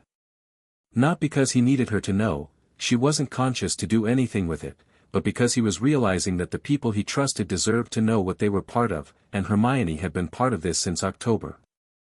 When she woke up, she sat up in her hospital bed and looked at him and said, "You've been talking to me. How much did you retain?" Harry said. "Most of it." She was already reaching for the notebook on the nightstand. "Horcruxes. I need to understand the magical theory. And the mirror. I need to tell you what I found about the basilisk before it." She paused. "It's gone, isn't it? I can tell from your face." "It's in the forest," Harry said. She stared at him. "You negotiated with it." "I had a conversation with it," Harry said. "The outcome was useful for everyone," Hermione said, with the tone of someone completing a sentence they've heard several times before. She shook her head, then immediately started writing. "All right. Tell me everything in order. I'll verify the theory side. I have some ideas about the other Horcruxes." That was Hermione Granger in full. She woke up from petrification and reached for her notebook and started working. Harry found it, as he found most things about Hermione, genuinely excellent. He told Dumbledore about the chamber on the 15th of March. He went to the office alone. He'd thought about bringing Daphne and decided this was a conversation that needed to be direct and singular, without the social complexity of a third presence. He knocked, heard the come in, and sat in the chair across from the desk and looked at the headmaster. Dumbledore looked older, he thought, than he had at Christmas. Or not older, more tired, in the specific way of someone who has been managing many things for a long time and is starting to feel the weight of the management. His eyes were still active and warm and doing their constant calculation, but the energy behind them was slightly reduced. "Harry," he said. "I suspect this is not a social call." "It isn't," Harry said. "I'm going to tell you several things. I'd appreciate it if you let me finish before you respond." A pause. Something moved in Dumbledore's expression, the recognition, Harry thought, of a style of conversation he hadn't expected to encounter in a 12-year-old. "Of course," he said. Harry told him about the diary. About Ginny Weasley's involvement, the method of control, the Horcrux theory. He told it clearly and in order and included everything that was relevant, including how long he'd known, which he could see Dumbledore processing with the specific quality of a man recalculating a timeline. He told him about the Chamber of Secrets, the entrance, the structure, the passage. He told him he had dealt with the primary threat the chamber had housed. He did not, as planned, tell him about the basilisk. When he finished, Dumbledore was quiet for a long moment. His fingers were interlaced on the desk and he was looking at Harry with an expression that was, finally, genuinely, without the warmth used as insulation, direct. "The Horcrux," Dumbledore said. "You are certain?" "The magical theory is consistent," Harry said. "Hermione has verified the mechanics from 3 independent sources. The fragment behaved exactly as the theory predicted. And when it was destroyed, the diary became empty. Not just blank pages. Empty. The quality of a space where something was present that no longer is. Dumbledore stood. He turned to the window. He stood with his back to Harry for a moment, looking out at the March grounds, snow still on the far hills, the lake just beginning to show the blue-gray of deepening spring. "I have feared this for some time," he said quietly. "Not feared, suspected. Hoped I was wrong." "There are more," Harry said. "Yes." Dumbledore turned back. "I believe there are. I have been," he stopped. Chose his next words with a care that Harry recognized as the effort of a man trying, genuinely, to be honest. "I have been investigating this question privately for several years. I did not share my findings because I was not yet certain, and because the implications, once certain, are significant." "I know the implications," Harry said. "Each Horcrux has to be found and destroyed before Voldemort can be killed permanently. Which means there's a sequence. Which means the war isn't close to over." "No," Dumbledore said. "It is not. I want to be part of finding them," Harry said. "Not because you point me at them. With you. Shared information, shared planning, shared decision-making." Dumbledore looked at him. "You are 12 years old." "I destroyed a Horcrux at 12 years old," Harry said, without heat. "And I've been building toward this since before I knew what it was.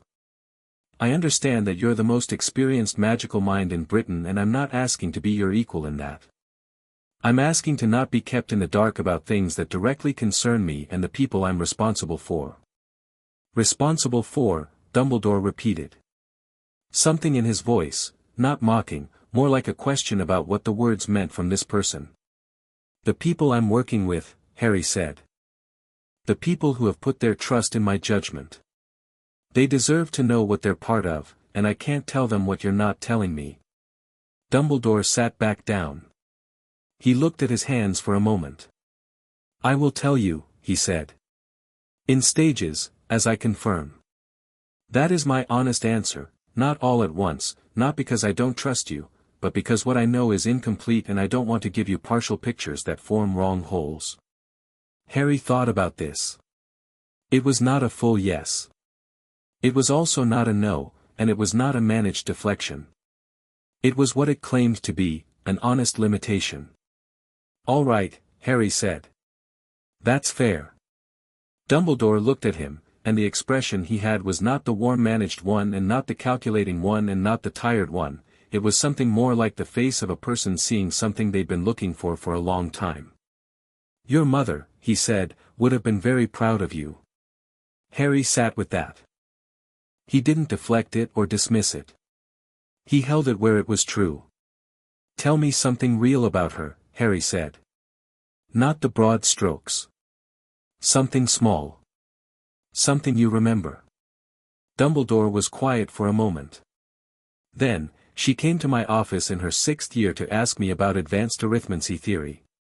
She had found an error, a minor one, but genuine, in a published text by one of the period's leading theorists. She was 17 years old and she was more concerned about getting it right than about being the one who'd found it." He paused. "She asked me to help her write to the theorist directly. She didn't want the credit. She just wanted the error corrected." Harry thought about that. He thought about his mother at 17, precise and unbothered by acknowledgement, just wanting the true thing to be true. "Yes," he said softly. "That sounds right." He stood. He shook Dumbledore's hand, a deliberate formality, the handshake of two people who have come to a working understanding rather than an easy one. Dumbledore accepted it with something that was close to solemnity. Harry left the office and walked down the spiral staircase and out into the corridor, and the castle was ordinary around him, students moving to classes, the distant sound of Peeves causing some kind of commotion on the 4th floor, the smell of whatever was cooking for lunch, all of it real and ongoing and unaware of the conversation that had just happened. He walked toward the library. April settled over Hogwarts like a conversation changing topics, the cold broke and the grounds went suddenly, genuinely green, and the light in the afternoon stretched long and gold over the lake. The study group moved its evening sessions to a table near the library windows where they could see the light on the water, and something about the end of second year had a different quality from the end of first year, more settled, more real, built on actual foundations rather than the hopeful projections of new students. Harry was studying for exams with the specific intensity that wasn't anxiety but attention. He liked doing things well, and exams were a form of accounting, a way to measure what you'd actually built against what you thought you had. When Hermione appeared across the table and said, "Can I say something that might be too personal?" "Yes," Harry said. She took a breath. "You saved my life. Twice, arguably, the troll, and the basilisk, because if you hadn't dealt with the diary when you did," she stopped. Started again in a more controlled register. "I want you to know that I understand what I'm part of. The larger thing.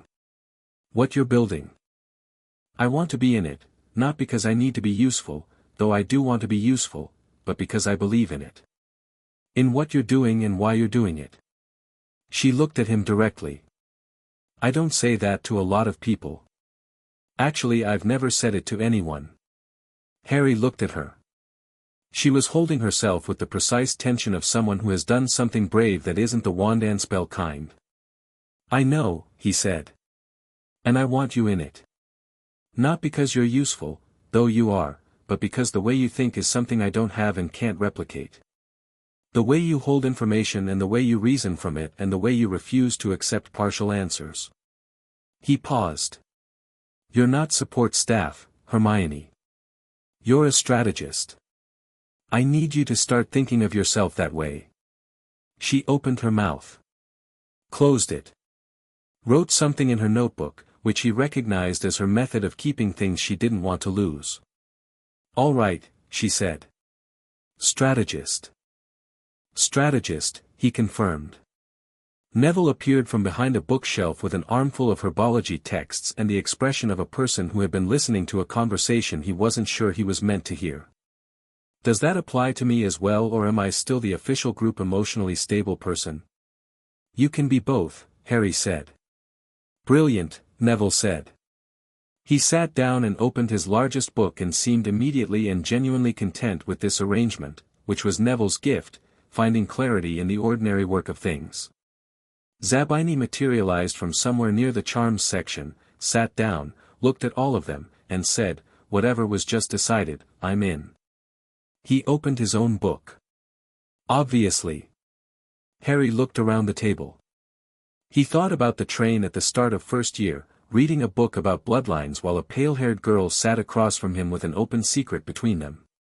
He thought about boats and Neville's hands holding on. He thought about Hermione's precise voice explaining wand movements to Ron Weasley with infinite patience. He thought about Zabini appearing at their study table and declining to explain himself. He thought, this is the foundation. Daphne was on the Hogwarts grounds after dinner, on an evening in early May when the light was doing everything it could with the time it had left before sunset, sitting on one of the low walls near the greenhouses with her mother's notebook open in her lap, her plate coming slightly loose, looking at something in the middle distance that wasn't the grounds. Harry sat beside her. She didn't say anything immediately. Neither did he. They had developed, over nearly 2 years, a comfortable relationship with silence, not the silence of people who had nothing to say but the silence of people who didn't need to fill every space. "I've been thinking about the summer," she said eventually. "What about it?" "My father wants me home for most of it." She looked at the notebook. "He's been, since I told him about the diary, about what I've been involved in, he's been more interested. Not in the usual way. More like someone revising a picture." "Is that good?" Harry said. "I think so. He's not a warm man. But he's an honest one, mostly, about the things that matter. He wrote to me in March and said," she paused.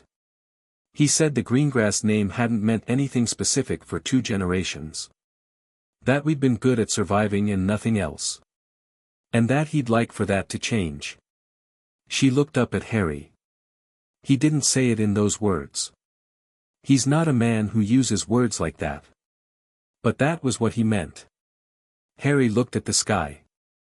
The light was going amber over the forbidden forest, the deep forest, where the basilisk was living its first spring in half a century. He thought of it there, among the old trees, and felt something settle. "I'll be at Hogwarts again over summer," he said. "I know." She turned a page in the notebook without reading it. "I want you to come to Greengrass Manor. For part of it." Harry looked at her. She was looking at the notebook, not avoiding his gaze, just not making the thing bigger than it was by making eye contact part of it. "To meet your father," he said. "Among other reasons," she said. "He asked about you. Specifically. He wants to understand what he's dealing with. What the compact means in practical terms for his daughter and the current holder." "And what do you want?" Harry said. She was quiet for a moment. The evening light was doing what it did in May, warm and long and making everything look like it was worth keeping. "I want you to see where I come from," she said. "I've been seeing where you come from for 2 years.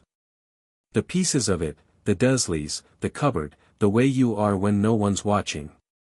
I've been building a picture." She looked up. "It seems fair to share the equivalent." Harry looked at her. She was looking at him now, directly, with the ice-water eyes that weren't cold, that had never been cold to him, that were carrying right now the same quality they'd had when she told him about her mother's notebook and her father's too-brief letter. "All right," he said. "All right," she said. A brief pause. Then, because she was Daphne and she always found a way to say the real thing, "You understand what this is," she said. "What we are. I want to be clear about it. We're allies," Harry said. "Who happen to also be something else." She looked at him. "What is the something else?" Harry thought about the mirror of Eriste, about looking away. He thought about 2 years of building something carefully and specifically and without hurrying it. He thought about something to earn. "I think," he said, "that we're two people who have decided to be honest with each other about everything, including the things that are uncomfortable to be honest about. And that two people who have decided that is a rare and specific thing." He paused. "I think it becomes what it becomes. But that's the foundation of it." Daphne looked at him for a long moment. "Yes," she said. "That's the foundation." The evening settled around them, warm and still and full of the sounds of a school at the end of a year, someone flying over the Quidditch pitch, laughter from a tower window, Hagrid's voice carrying across the grounds in the direction of whatever new and probably inadvisable creature he was currently delighted by.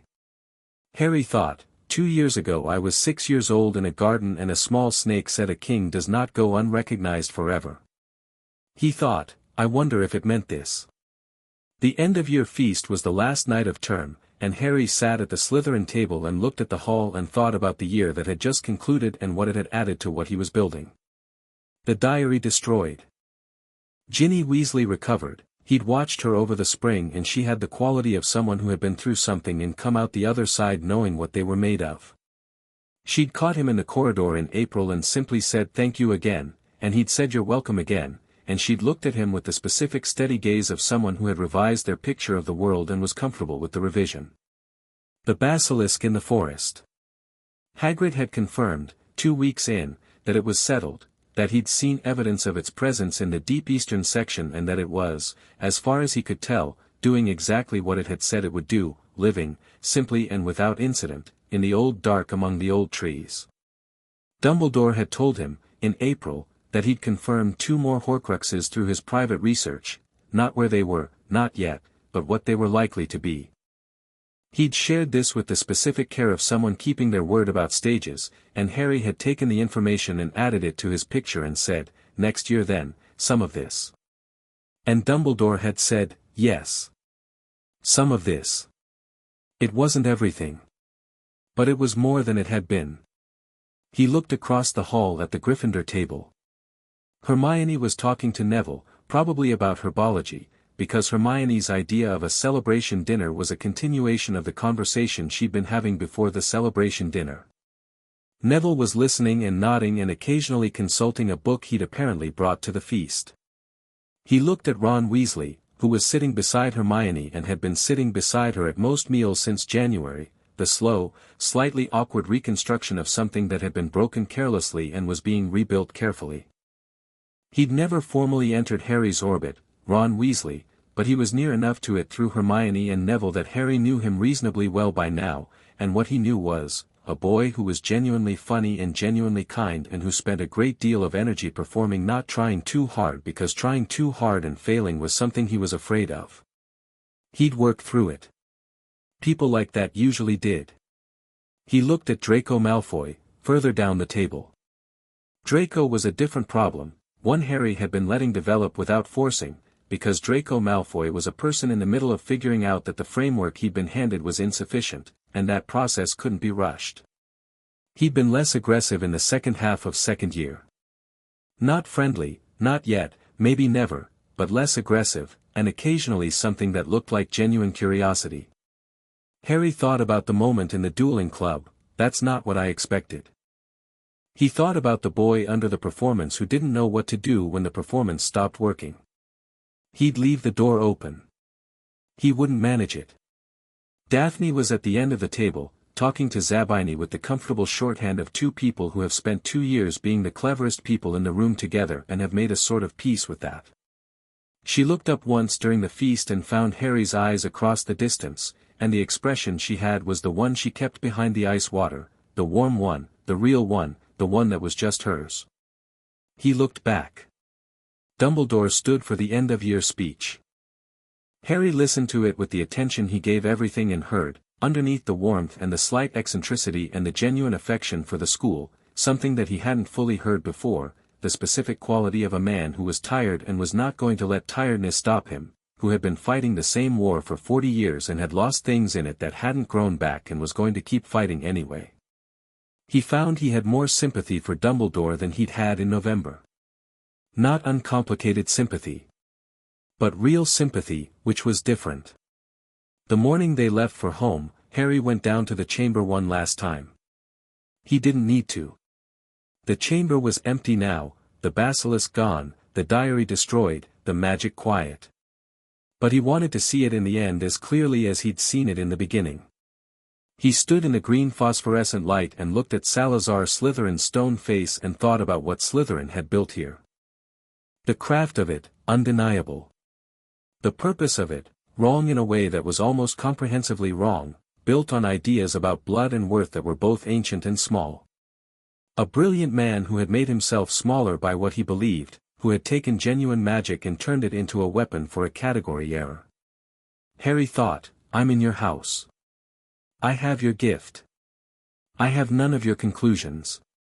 He said it out loud, in Parseltongue, to the stone face. Not as a declaration or a performance. Just as a statement of fact. Informational. Setting the record straight with the place itself. The stone face said nothing, because it was stone.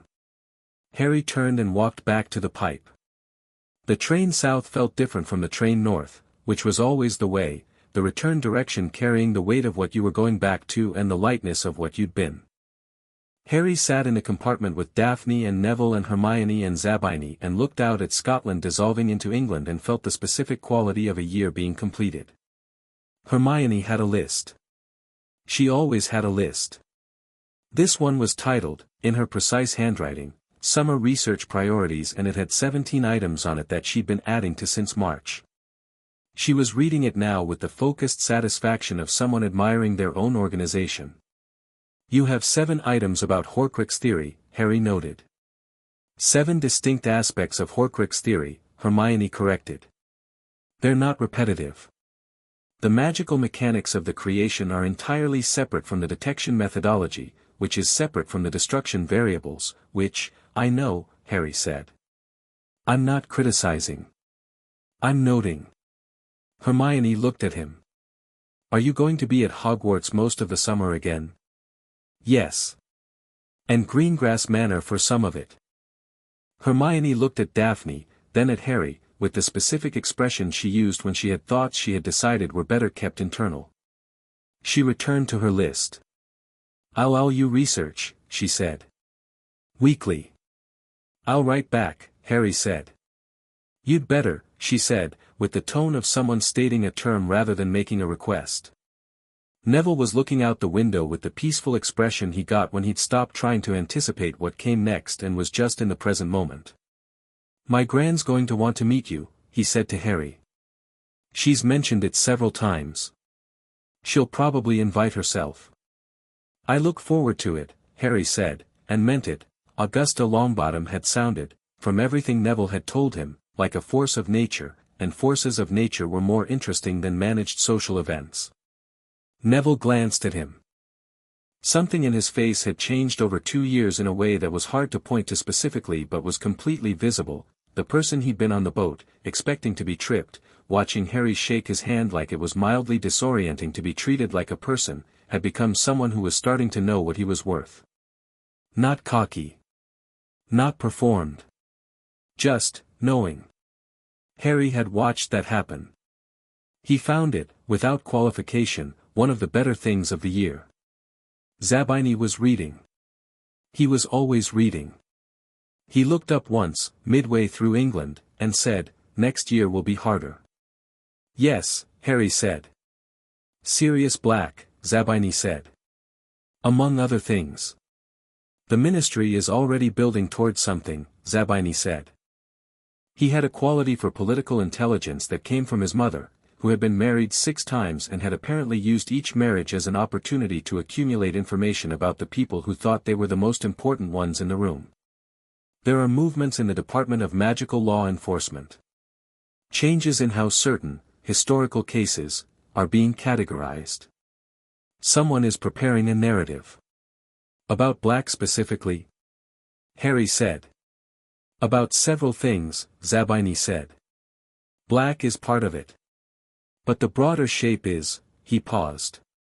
Someone at the ministry is positioning themselves around the vacuum that Voldemort's defeat created. 12 years of political maneuvering in the space where a Dark Lord used to be. And they're not comfortable with the idea that the Dark Lord might return. Harry thought about this. He stored it carefully. Keep listening, he said. I always am, Zabini said, and went back to his book. The train pulled into King's Cross late in the afternoon. The platform swarmed with the reuniting energy of families, parents scanning the crowd, children running, the particular emotional chaos of people who had been apart finding each other again. Harry stood on the platform with his trunk and looked at the crowd and thought about the Dursleys, who had presumably been told to collect him and who were probably on the other side of the barrier in the specific mood of people doing a duty they resented. Daphne appeared beside him. Her trunk was already on a trolley, handled by someone from the Greengrass household, and Astoria was at her other side with the expression of someone who had spent the journey in a compartment with second years and was ready to be home. My father, Daphne said. He'll be here somewhere. He said he wanted to come. Harry looked at her. Now. Apparently. She didn't look concerned, exactly, but she had the particular posture of someone in slight anticipation of an important encounter. I told him what you were like. He said he'd see for himself. Harry thought, interesting. He straightened. Not for performance, he had nothing to perform, but for clarity. The way he stood when something required his full presence. He found the man almost immediately, because the man found him, a tall figure moving through the platform crowd with a deliberateness that was entirely Daphne's, the same economy of movement, the same quality of not wasting attention on things that didn't deserve it. Cyrus Greengrass was perhaps 50, with the same pale coloring as Daphne, dressed in robes that managed to look both expensive and practical, with the eyes that were the same ice-water gray but were older in the way that mattered. They had been places, those eyes. He looked at Harry. Harry looked at him. Mr. Potter, Cyrus Greengrass said. His voice was measured, not warm, not cold.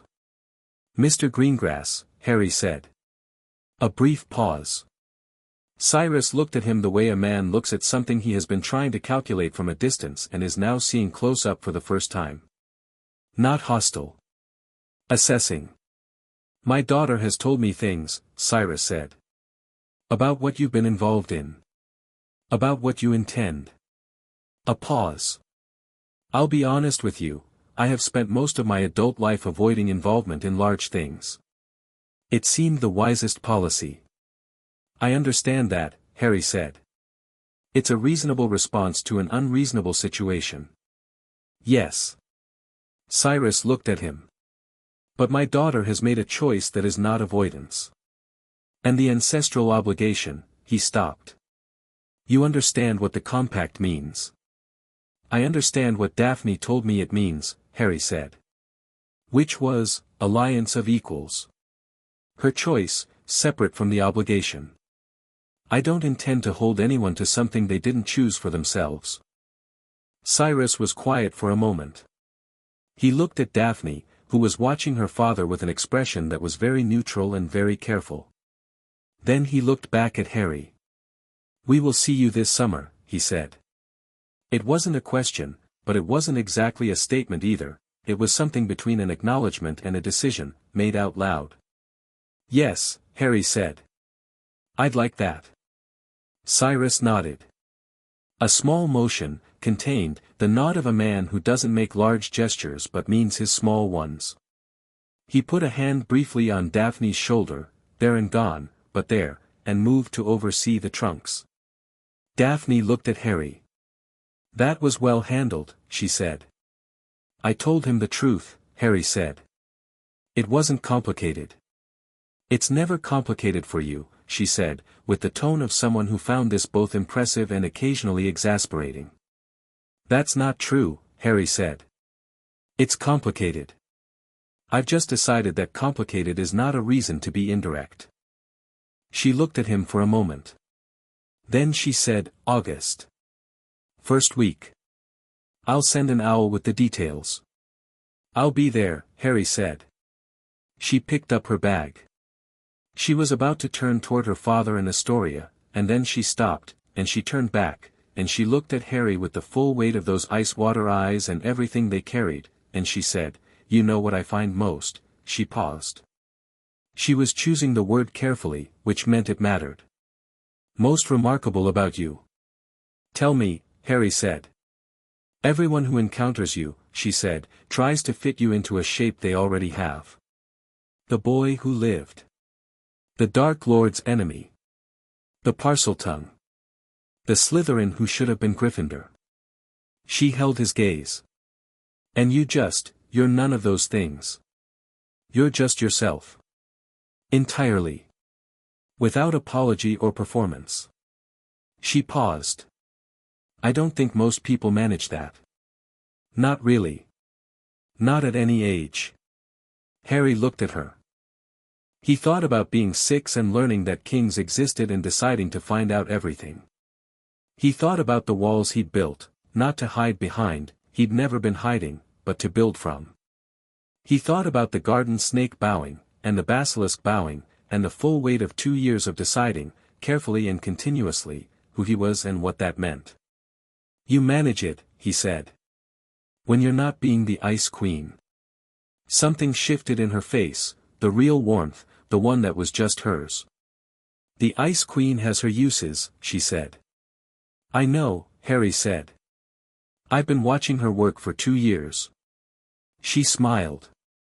Not the almost smile she kept controlled and small, but a real one, brief and complete and entirely unguarded, there for just a moment before she carried it away with her as she turned and walked toward her father. Harry stood on the platform and watched her go. He thought, the mirror showed me this. Both of us, having done something worth doing. He thought, we've started. He thought, there's so much further to go and I am not afraid of any of it. The Dursleys were waiting on the other side of the barrier, he could already see Vernon's color rising from 50 feet away, and there was a war that hadn't finished, and Horcruxes to find, and Sirius Black's truth to uncover, and a ministry that was building a narrative in a direction he didn't yet fully understand. There was Neville's grandmother, who would be opinionated and probably wonderful. There was Hermione's 17-item summer research list and the weekly owls she'd promised. There was Zabini and his mother's political intelligence and his habit of appearing exactly when he was needed. There was Hagrid and the story of his mother that was slowly being told in pieces. There was Dumbledore, trying to be more honest and finding it, like most honest things, harder than its opposite and more necessary. There was a basilisk in the forbidden forest, living its first spring. There was a chamber below the castle, quiet now, emptied of its old purpose. There was Greengrass Manor in August, and Cyrus Greengrasses contained Nod, and the first week of a month that would add something to whatever was being built. And there was this: 2 years ago, a boy in a garden had been told by a snake that a king doesn't go unrecognized forever. He'd been told that the word would travel. He'd been told that what he was would reach the people it needed to reach. He'd spent 2 years discovering what that meant, and what he'd discovered was this: it wasn't crowns and proclamations and the world rearranging itself around the shape of a single person. It was simpler than that and harder than that and more worth having than that. It was a table in a library at 8 o'clock in the evening, and people who were choosing to be there because they wanted to. It was a conversation in a firelit common room about the difference between obligation and choice. It was a girl's full, unguarded smile, there for just a moment before she carried it away. It was Neville knowing what he was worth. It was Hermione reaching for her notebook. It was a basilisk finding the forest after 50 years. A kingdom, the annotation had said, or a cage. The distinction was not semantic. Harry picked up his trunk. He squared his shoulders. He walked toward the barrier and the world beyond it, the one that had tried its best to make him small and had failed entirely, the one that was going to spend the next several years discovering what that failure meant. He walked through the barrier the way he walked through everything. Without hesitation. Without performance. Without fear.